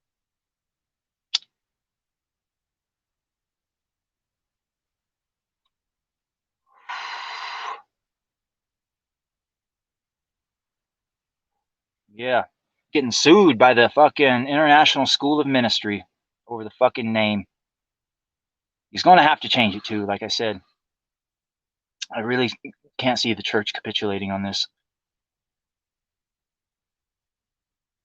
Now, I've said this before. When life throws you lemons, you make lemonade. Now, Eric July doesn't realize it, but he has actually been given a blessing in disguise with this whole thing. Now, when it eventually happens and he's ordered to stand down and cease all printing and production of anything ISOM related, that means he's going to have to destroy all of the copies of the comic book, which means it's going to make the comic book actually rise in value. So that's one silver lining. And another silver lining is, I mean, really, it's kind of a stupid, shitty name. It was never really used in the comic. He can rebrand is what he can do. He's been given a fucking blessing in disguise. He doesn't understand it or realize it, though, because he's too stupid. I mean, hell, if he was clever enough, he could actually write it into the comic. Since Avery was retired for so long, like what happened was, let's just call them the International School of Minstrels. They're like a music school that has music schools all around the globe. They're international. Anyway, they end up trademarking the name Esom. So what happens is Avery gets a cease and desist in the fucking mail, says he can't use the name anymore. So what happens is Avery decides to completely rebrand, call himself something different, but at the same time he goes back to the tailor and he gets himself a new suit. And this is where it really comes in. You change the fucking name of your superhero and you give him a better suit. That's what you do. He's been given a blessing in disguise. But he's too stupid. He's too fucking stupid. He's not going to take the lemons and turn it into lemonade. Yeah, you call him something cool. I don't know, fucking, you got to have some sort of a contest with your fans, whoever comes up with the best name, or I don't know. Or think of 4 good names, run a poll on Twitter or something, I don't know. You think of something. Call him Respect. That's what his name is, Respect. Respect. I mean, after all, that's what encompasses in his entire persona, his entire character. Respect. Respect, man. No, just respect. And it's spelt wrong, obviously, because Eric July can't spell. Oh my God. That's what you call him. Respect. That's his new name. And give him a suit that's like, you get rid of that orange color. You make it more darker, more black. Maybe you actually give him a mask and some gloves. He pops back onto the scene. He goes to Darren's club, beats the fuck out of everybody. Beats the fuck out of Darren. But Darren doesn't know who it is. Who be you? Respect. Man, I don't know who that nigga is, but I best respect him. Respect. Yeah. I'd actually read that fucking comic. This black guy just going around beating the fuck out of people who don't respect him. Wearing a mask and shit. Yeah, that's the paradox of Esom as a character. This is why I would destroy Eric July if I ever debated him, because I have several silver bullet questions that will just completely just end him in front of his audience. And one of the silver bullet questions is, now it's obvious to everybody that's been reading this and watching, it's obvious to everybody that Esom has a secret identity. Nobody's supposed to know who this guy is. But at the same time, he's not wearing a mask. It's paradoxical. You can't have a secret identity and also not have a mask. But Eric July doesn't understand this or realize it because he's too stupid. It's like your high school buddy, Darren, like it didn't recognize you on TV fighting crime and shit. Like, hey, that's my buddy Avery Silman from high school. Well, it looks like he did make something of his life. He's the superhero known as Esom. Like, no, he's supposed to have a secret identity. Nobody's supposed to know who he is. This has been established. But at the same time, he doesn't wear a mask. It's paradoxical. It doesn't make sense. It's bad writing is what it is. You cannot have a secret identity and also not wear a mask. Because at some point, somebody is going to figure out who the fuck you are. So unless you're just so basic bitch that you look like everybody else and you're just like such a milquetoast superhero that you specialize in saving cats from trees or something, that no super villains are even going to want to bother you even know who the fuck you are, at some point somebody's going to figure out who you are. Yeah, I had thought in the back of my mind, this motherfucker is so egotistical, so full of himself, that he thinks this is going to be a major motion picture at some point. This is going to be a movie. And anybody knows superhero movies knows that movie companies would rather have the actor see their face or whatever because they're paying them a lot of the money or whatever. So they want the audience to see their face. So in order to just get around the whole him not having a mask and taking the mask off like Spider-Man and Iron Man and all that shit, let's just have him not have a mask at all. So when the movies eventually made, we ain't going to have to worry about writing that out. I almost guarantee you that's the whole reason why he doesn't have a mask, because he thought a movie was going to be made at some point. putting the cart before the horse. But in doing so, it's bad writing is what it is. I mean, you guys do understand that and see my point of view, right? You cannot have a secret identity and also not have a mask. Because at some point, somebody's going to figure out who the fuck you are. I mean, hell, look at certain facial recognition software we got nowadays. Pim eyes. I mean, fuck. Yeah. Yeah, the bottom line is the International School of Ministry is suing this motherfucker. It's a blessing in disguise because it gives him a chance to rebrand his fucking comic. And it also gives the comic that's currently created a chance to rise in value when it's eventually ordered to be destroyed. Yep. So that's what's going to happen. I mean, I was kind of half-assed joking around, but all of the unsold copies of ESOM may very well end up in that in the same landfill as the ET video game. Anybody remember that? The infamous ET video game? Like way back in the day, Atari, they made a video game based upon the ET franchise. ET, the Extraterrestrial. The movie directed by Steven Spielberg. Big movie, made a lot of money, was really popular. And they thought that the fucking video game was going to be really popular too. So they thought they were going to do a quick cash grab. Only problem is the video game was just utter trash. And nobody bought the fucking video game. And like they were sitting on a bunch of unsold copies, so they just threw them away in a landfill. So to like there was I think there was a famous documentary. Somebody went out to the landfill and found a whole shitload of copies of the ET video game. But anyway, that's what's going to happen to the unsold copies of ESOM. They're going to find themselves in the same landfill as the infamous ET video game. That's what's going to fucking happen. But all the people that held on to that shit, like, it's probably going to rise in value. I mean, I wouldn't guarantee it, but it seems like it would, because it would become a curio at that point. Like almost like I said, a conversation piece. The only reason to ever own that comic is to put it on the mantelpiece as a conversation piece. Like, yep, you want to see the worst thing ever created by a human? Look at that. ESOM, right there. And then you could talk about how shitty it is and all of the terrible writing and whatever. And it's a cautionary tale against bad writing is what it is. Like I said, you could literally write an entire college course around it. How not to write comics 101. And in many ways, those types of tutorials are much better than how to actually write comics.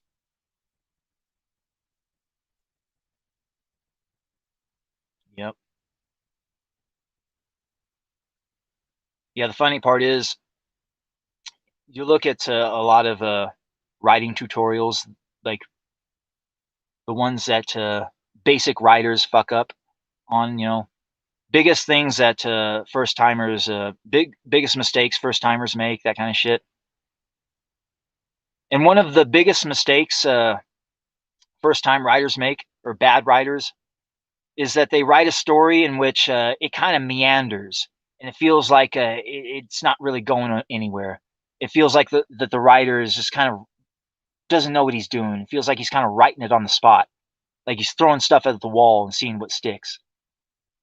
Like, that's the very first sign that you know you're dealing with an amateur writer. And when you look at ESOM Part 1, it just kind of meanders from here to there and just kind of, it doesn't feel like it's going anywhere. He goes to a club, gets in a fight, goes back to the same club, gets in a fight again, the same people. And that's basically it. It basically goes nowhere. It feels like it's set up a lot of important plot lines that are going to have some sort of like good payoff or whatever. But there's literally no payoff to any of the storylines that were set up in the first book. Norfolka, like absolutely nothing that was set up with Norfolka happens, other than the fact that they kind of talk about what it sounds like demons a little bit. Oh, demons are coming. Looks like their behavior is different from before, blah, blah, blah. But it doesn't actually say they're demons or whatever. It doesn't really say it, just really kind of nebulous. And you don't really know, so you kind of got to make up a story in your mind. Oh, maybe they're talking about something, blah, blah, blah, that's important. Then you go to the scene where you got the dude and the girl in the club, the guy in the red suit and the girl. and they got the glowing eyes, and they talk about possibly buying the club or whatever. And you're like, oh, maybe this storyline's going to go somewhere. Like, no, don't talk about any of that. None of that is hit upon. So all that was wasted pages. The Jasmine storyline, completely wasted. What was being set up was Santuan. Santuan kind of talked about how they had fought once before. So it gives us like, oh, maybe they fought as kids. Maybe they fought in high school, blah, blah, blah. And we kind of have to build up a little headcanon or whatever. And then nothing's ever, brought up again. We don't see no flashback. No confrontation with Avery again. Nope. Santuan's just unceremoniously fired. Like no payoff to any storylines that were set up in the first book. This is all of a sudden we're going to be fighting demon monkeys because they burned down his building. They burned down my building. Like, what was that building exactly? Could that building have been also interpreted as a warehouse, perhaps? Now, we all know young Rippa, he's a really shitty writer, and all of his stuff he pulls from his own life experiences. So he's basically trying to think of the worst thing that could happen to him that would basically get him to go to the gates of hell, fight demons and the devil himself. What would be such a thing? What would get me to go fight demons and the devil himself? Why, they'd have to burn down my damn warehouse is what they'd have to do. So like that.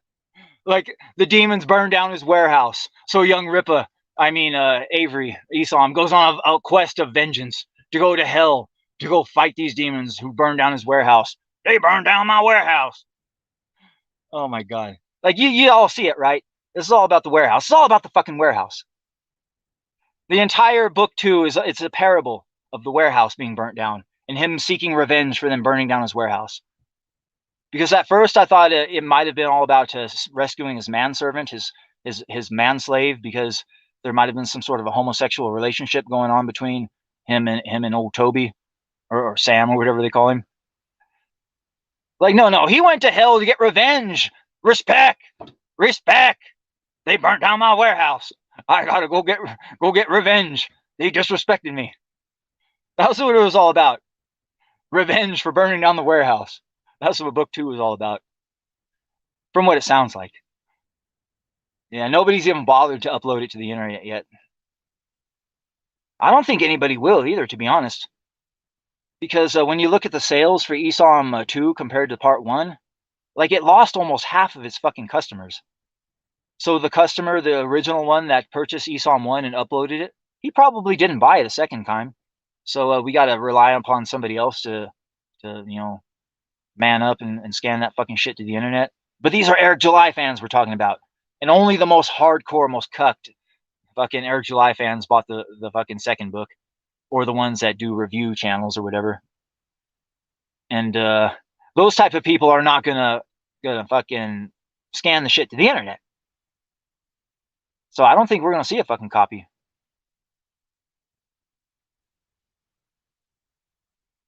Yeah, I think sales, well, cumulatively they dropped 37%, but I think when you factor in all of the merch, that's what he's factoring into the money count too. You just take a look at the book sales. I wonder if it's also 37% or it's more closer to 50%. Yeah.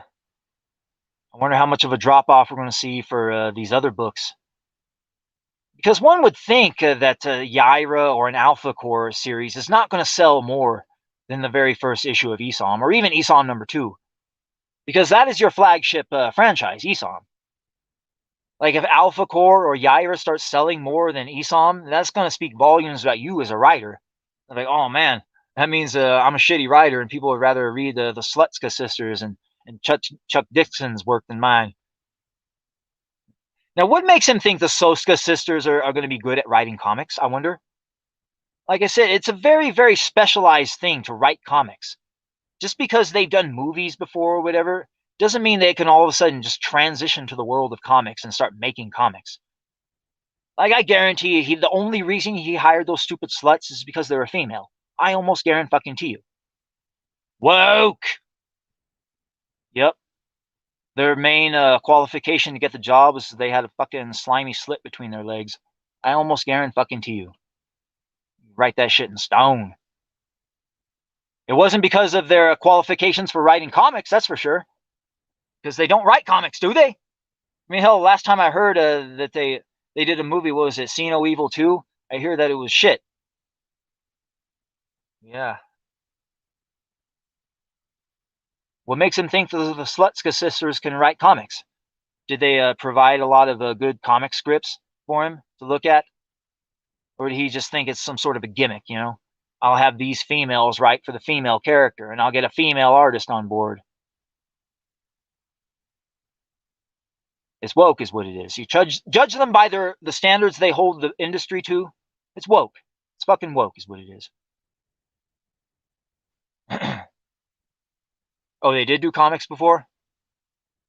Well, I eat my words then. Were the comics any good, though? Were they good comics? Did they get critical praise? Oh, I mean, they might be good comic writers for all I know. It was a smart move on his behalf to get different writers for his series. I will give him that. Because if it's too much for you to handle, and if you got the money to pay professionals to do it, yeah, pay the professionals to do it. If only he'd get more professional artists. Or at least for his flagship title or whatever. I think he might be getting better artists for the Alpha Core series and for Yaira's. I think the Brazilian bitch might be a better artist than what he's got going on right now. At least we've seen her face. We've seen what she looks like. We know she's a real person. Has it been confirmed whether or not Cliff Richards is a real person yet?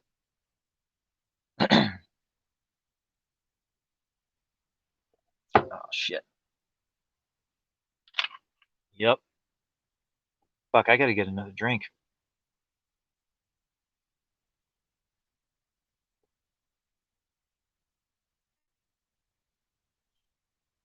Yeah, hold up. We'll be right back. I gotta go refresh my drink. Crushing a Miss White, dancing with the devil in the dark.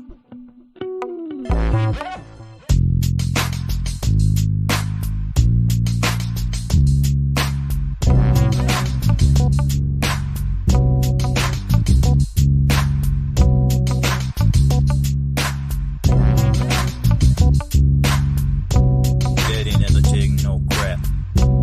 Daddy with the big dick slap. Daddy with best in life.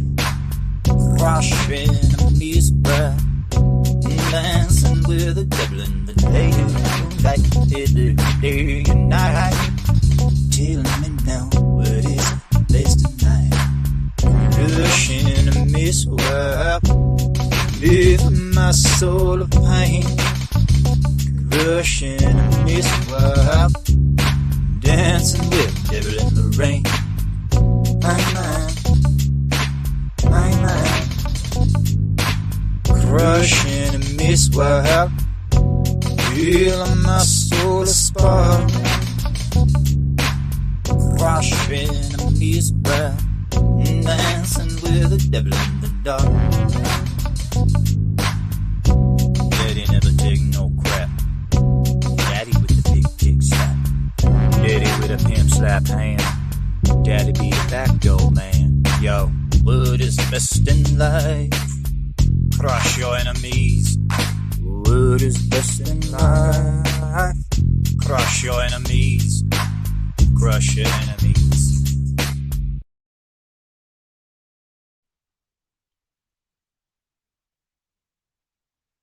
And we're back. Crush your enemies. Crush your enemies. And we're back. Yeah, I got my drink refreshed. All right. Where are we going with this?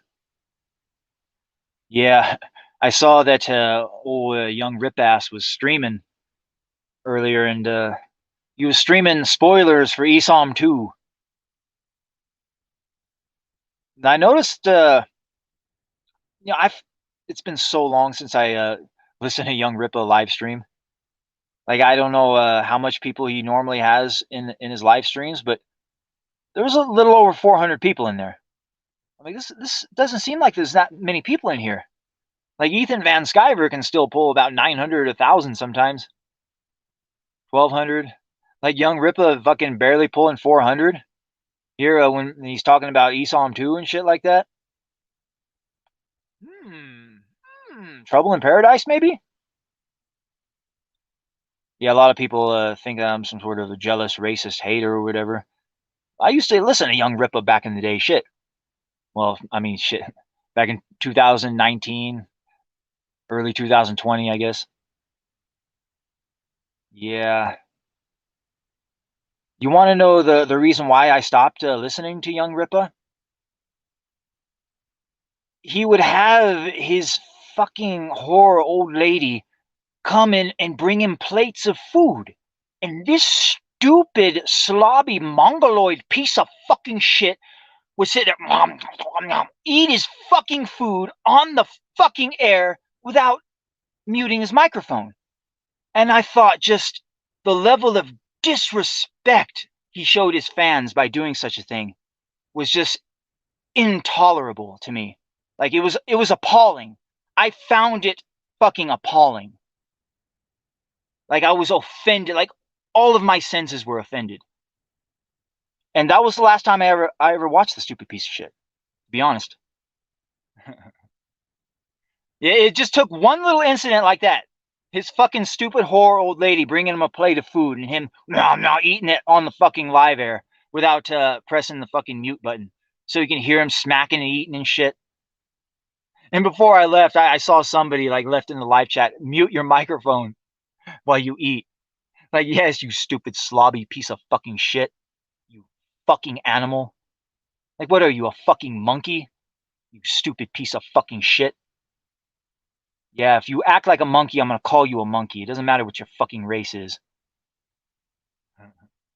Yeah, I bet a lot of people were triggered by my thumbnail. Well, I know for sure. Yeah, that if my other thumbnail triggered you, the monkey thumbnail. Well, you should have saw the original thumbnail. The thumbnail that was so bad that YouTube wouldn't let me stream for a fucking week. It's some miracle I didn't get my channel yeeted.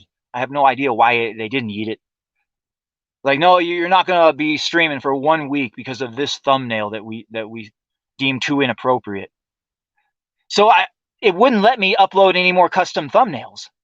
So I had to pick a generic thumbnail of a picture that was already in the video. And it happened to be, I did a meme of him, you know, and it was him chimping out, you know, the old internet term chimping out. Like, it doesn't matter if you're black or white. If you chimp out, I'm going to fucking make fun of you. But anyway, I put the meme up there of him chimping out, you know, his head on top of a chimp saying, pull it up. Yeah, but YouTube didn't find that one offensive. Other people did, though. Yeah, but you want to know what the original thumbnail was that YouTube found so offensive that I'm not allowed to stream for a full week on my other channel? It was a picture of the head of Big Daddy superimposed over the Minneapolis cop kneeling on top of the neck of George Floyd with Young Rippa, his face superimposed over the top of George Floyd's head. So it's basically the George Floyd meme, but instead it was me and Young Rippa, you know, me kneeling on Young Rippa's throat with that picture of his mouth going, ah! So it looks like he's like, help! While I knee on his throat. And yeah, I guess YouTube thought that was a little too offensive. So offensive that they actually struck me and banned me from streaming for a week. Like, how in the fuck is the channel not yeeted? Maybe they made a special exception. Since it wasn't an actual anything that had to do with me streaming anything within a video, it was just a thumbnail. So I was like, we'll just let him. You know, we won't let him stream for a week. Yeah. Yeah, it was in regards to him, his fucking interview with that one dude, Forced Adversity, Organized Chaos, Actual Fandom, I forget which one it was. They all kind of bleed together.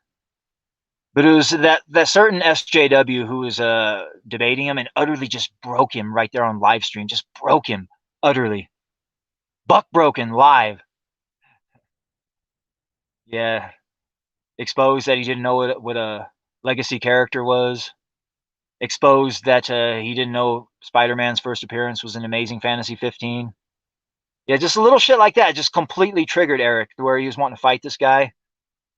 Fucking fired up a cope stream afterwards. He literally was jumping around like a monkey. Yeah. If you chimp out, I'm gonna fucking make fun of you over it and call you out over it. Doesn't matter if you're white or black. Even if he was a white guy, his head would have still gone on top of a chimpanzee in a meme. That's the way it goes. It's what happens when you chimp out. Yeah. I judge people based upon the content of their character, not the color of their skin. And Eric, the way he acts, there's two types of black people. There's ninjas, and then there's ninjas, if you know what I mean, with a hard R. And young Rippa, he's a ninja, is what he is, with a hard fucking R. A ninja and a half. No fucking joke. I see through that piece of shit for what he is. Anybody with a modicum of intelligence sees this motherfucker for what he is. Ninja. Nothing more. Nothing more.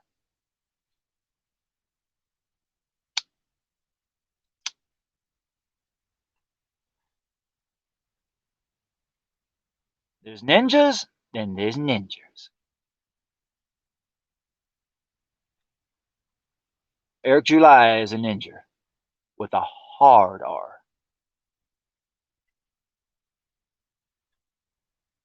Write that shit in stone.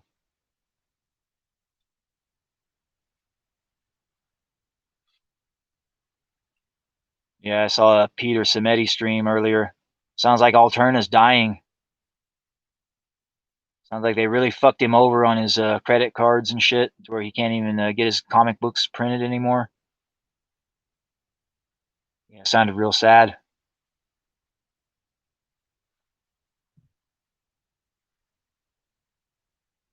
Yeah.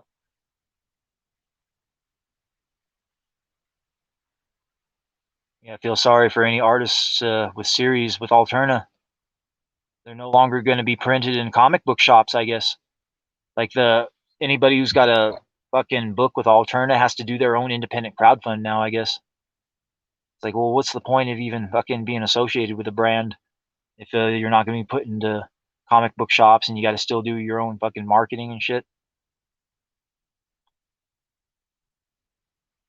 Yeah, sounds like it might be the beginning of the end for Alterna. He says all he needs is about 20 grand too, just to keep things afloat and keep things going. But yeah, this is Alterna. He's never going to be able to pull a campaign that'll make that much money.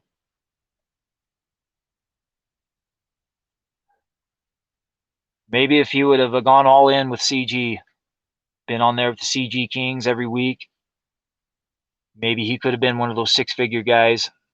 He really, really ingratiated himself.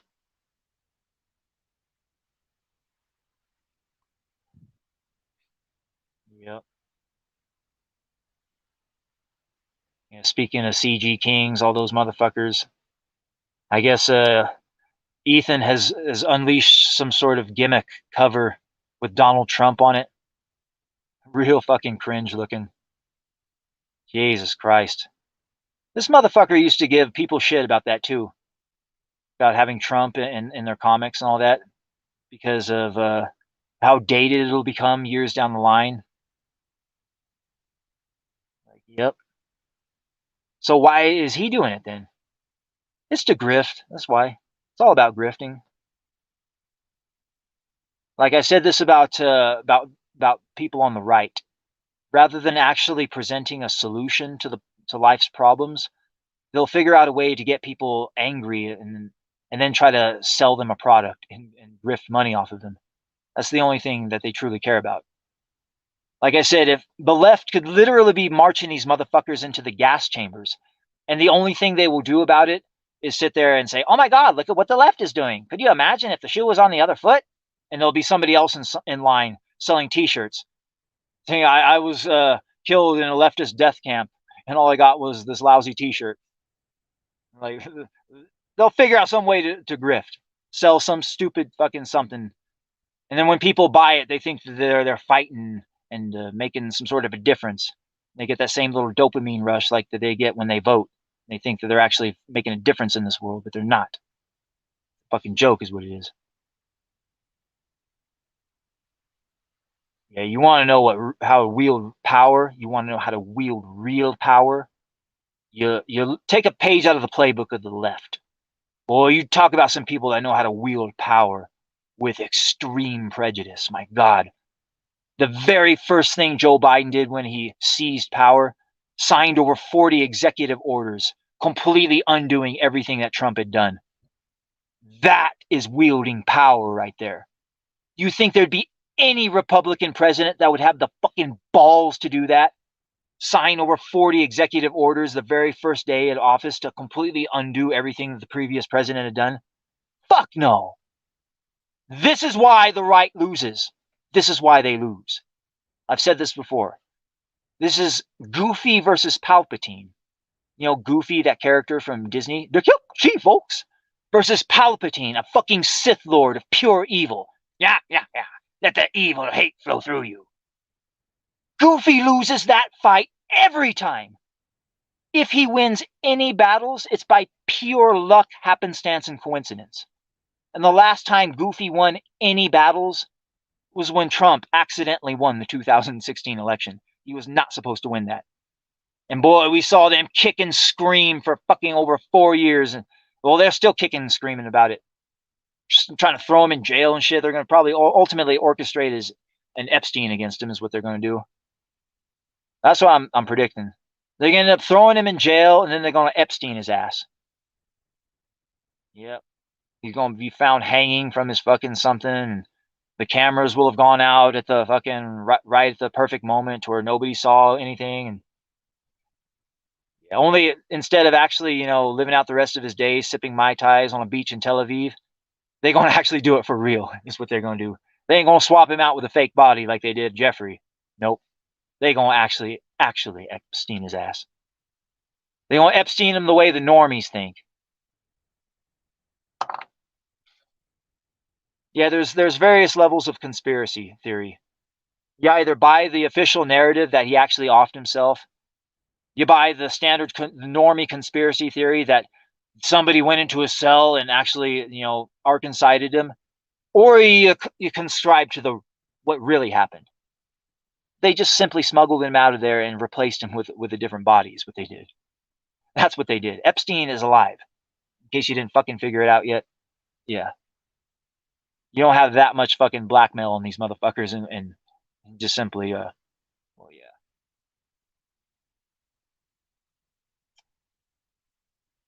Yeah, there's all sorts of, if you look deeply enough, you see it. He was smuggled out is what happened. Replaced with a fake body. Well, I mean, it was a real body, but it was a body double.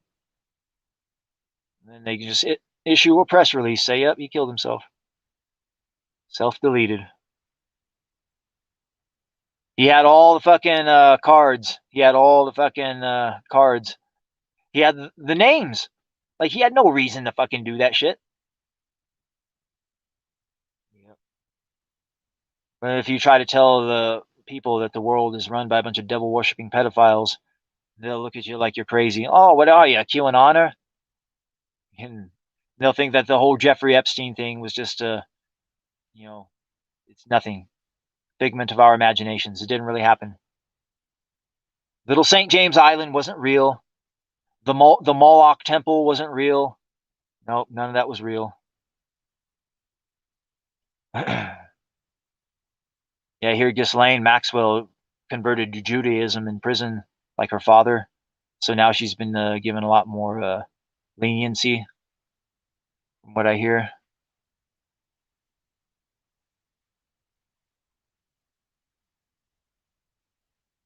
It's only a matter of time till they do her away. Now, they might actually get rid of her, though. Tie up the loose ends. She's just a lackey. Wasn't as high up as Jeffrey.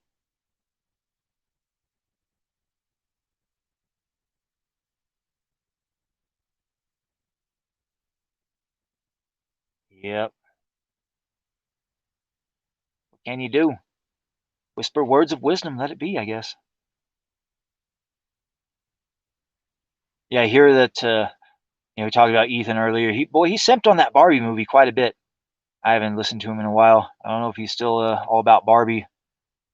But I hear that the director of Barbie, this woman came out, Greta Gerwig, I think her name is. But I guess the director of Barbie is mad, like that people are not interpreting her movie the way it should be interpreted. Like I guess Barbie was supposed to be the main character. Like this movie was supposed to be about Barbie, not about Ken. Like I guess she's really mad that she says that incels have culturally appropriated Ken. Like no shit. This is what the director of Barbie has said. Yeah, she's mad about that. And I guess there's this whole subculture of incels that like look up to the Ken character like some sort of an icon. I have no idea why or whatever. I mean, I haven't seen the movie. I just heard about it. It sounds cringe as fuck, but yeah, I just thought that was a funny story. Barbie.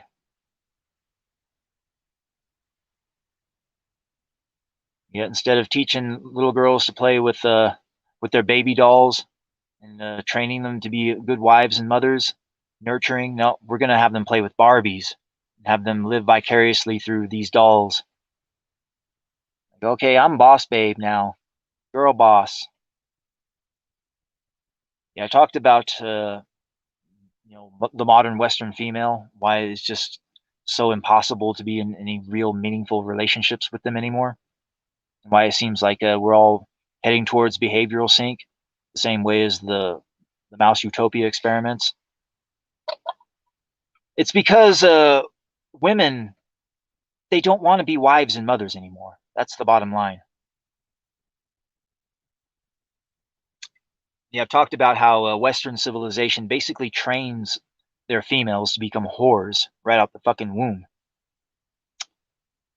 And women, they decide at a young age whether or not they're going to be wives and mothers. They decide that at a young age.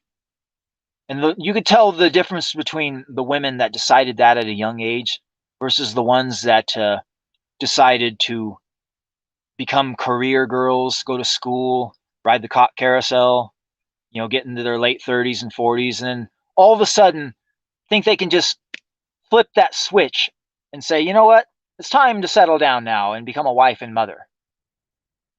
And it just don't work that way. They try to do that, and then they settle down with some bitch made beta. They're unhappy.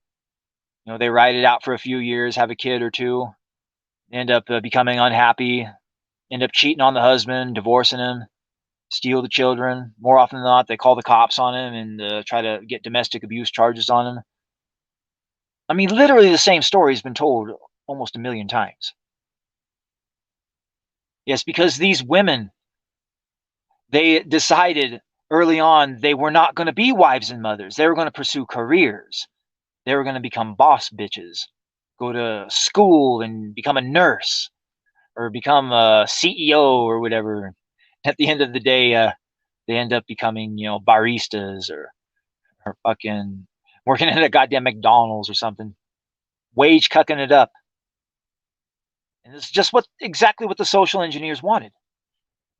They wanted to trick women into the workplace so they could tax them. And when the women make the money from their stupid little jobs, women are more apt to spend money. So then they saw a way to make more money by selling them bullshit. Taxable income, and it was a way to make money is what it was. But not just that, they figured if they get the women out of the household, then they can get their hooks into the minds of the children, and it would allow the state to raise the children. So it was all about money and power is what it was about. There ain't nothing going on but the money and the power. Yeah, the entire education system is modeled after the Prussia method, the Prussia model. That's where you stick kids in a fucking room for 8 hours a day, have them facing the same direction, control them with bells and shit like that. Basically, it's just like a prison. And the whole purpose for the Prussia model of education was to churn out soldiers for wars. Now, we took that same exact model and we tweaked it a little bit. Instead of having the education system churn out soldiers for wars. Instead, we had the education system churn out workers for factories, factory workers. Yeah, this is what Rockefeller wanted. This is how he had engineered the entire education system. You can look this up. The Rockefellers, they were instrumental in pushing forward the feminist movement too. Yep, education was meant to churn out good little factory workers. Feminism was created to, tax the female and to get their hooks into the fucking children. Social engineering, money and power. Yeah, but what I'm trying to say is women decide at a young age whether or not they're going to be wives and mothers. Those are the ones that are still married, the ones that find happiness in life, watching their grandchildren grow up. The ones that ultimately end up unhappy, the ones that are alone, surrounded by empty boxes of wine, in apartments stinking of cat piss and chihuahua urine. Those are the women that are ultimately unhappy. The happiest women, the ones that surround themselves with a family that they created. Yeah, but we don't train women to be wives and mothers anymore.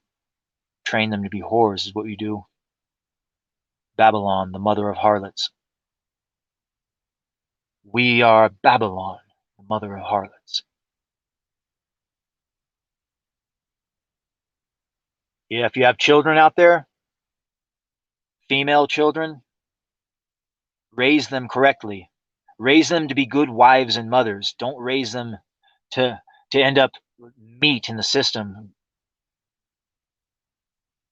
Yeah, teach them about the Rockefellers, the reason why they created things, the institutions of control.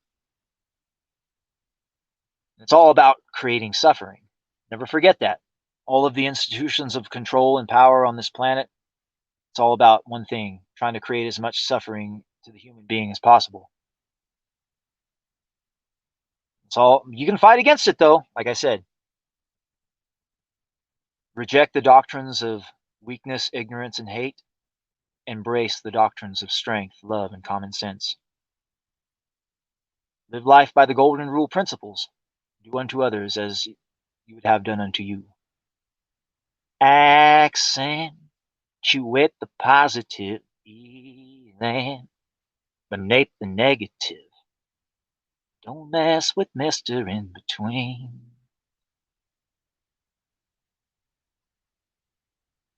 Yeah, we fucked around for quite a long time. Yeah, we talked about Eric July a little bit earlier. Yeah, this motherfucker, he got trolled pretty hard on the Valuetainment podcast here recently. Valuetainment Money, something like that. One of these fucking podcasts where they bring stupid thoughts on. And I guess Destiny was on there too. Jesus Christ. It's one of those fucking streams. Bunch of thoughts and Destiny on there. And then Eric fucking July. Yeah, but I guess a lot of Dick Masterson's fans caught wind of it, so they went over there and started trolling the fuck out of him. It was pretty funny. Then we have Vegetable Spy 94. What's ISOM's superpower? Can he fly? Then we have Dare Chrome Backer. Let's talk warehouses and warehouses related things. Matt B, can you thank Eric July for the great comic? Thanks for working on the International School of Ministry to bring ISOM.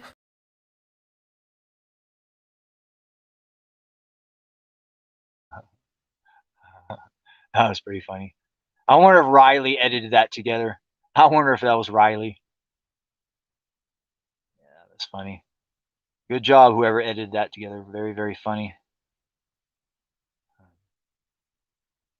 Yeah, we've ranted and raved quite a bit. Maybe we'll go ahead and close the show out. Yeah, the only question is, which fucking song are we gonna close it with?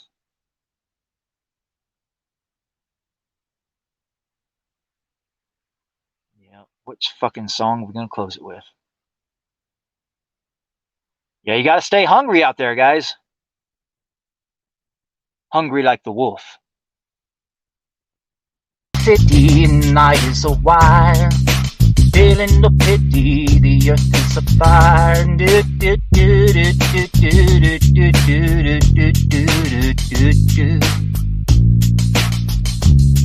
If you want me, then give me a sign, and you'll see me even closer behind.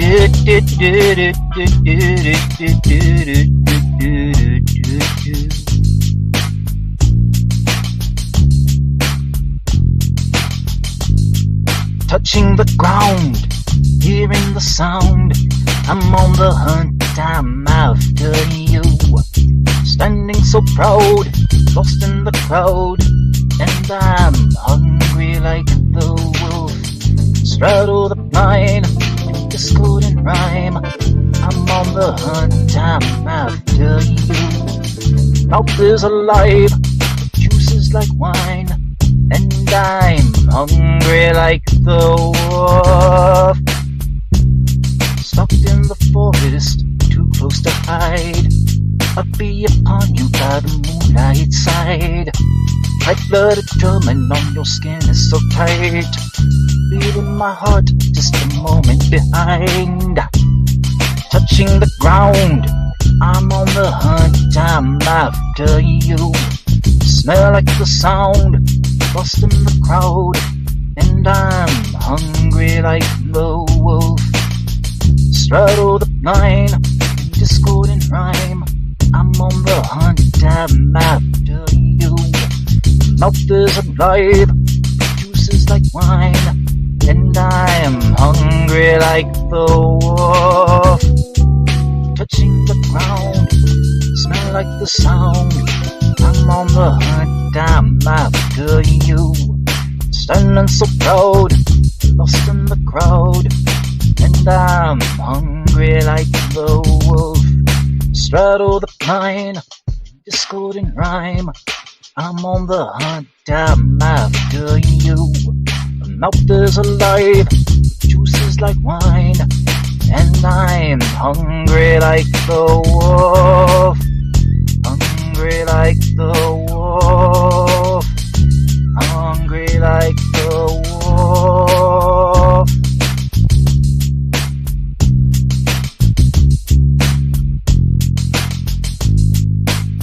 Dark in the city, night is a fire. Feeling no pity, the earth is a fire. And I'm hungry like the wolf.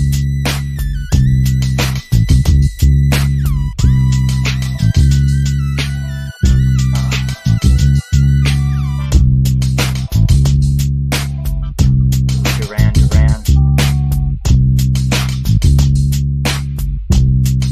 Oh yeah.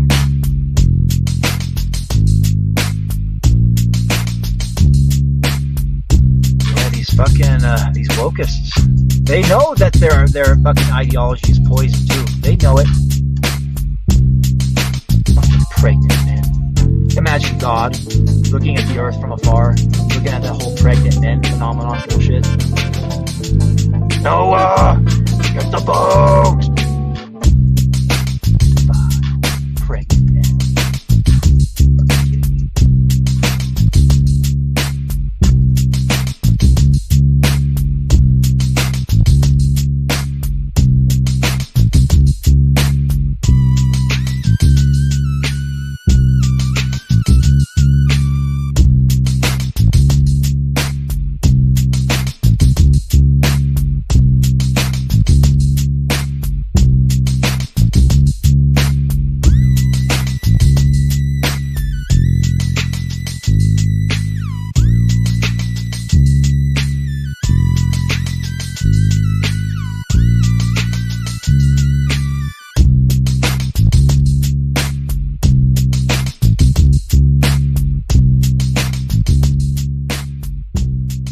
Noah, get the boat!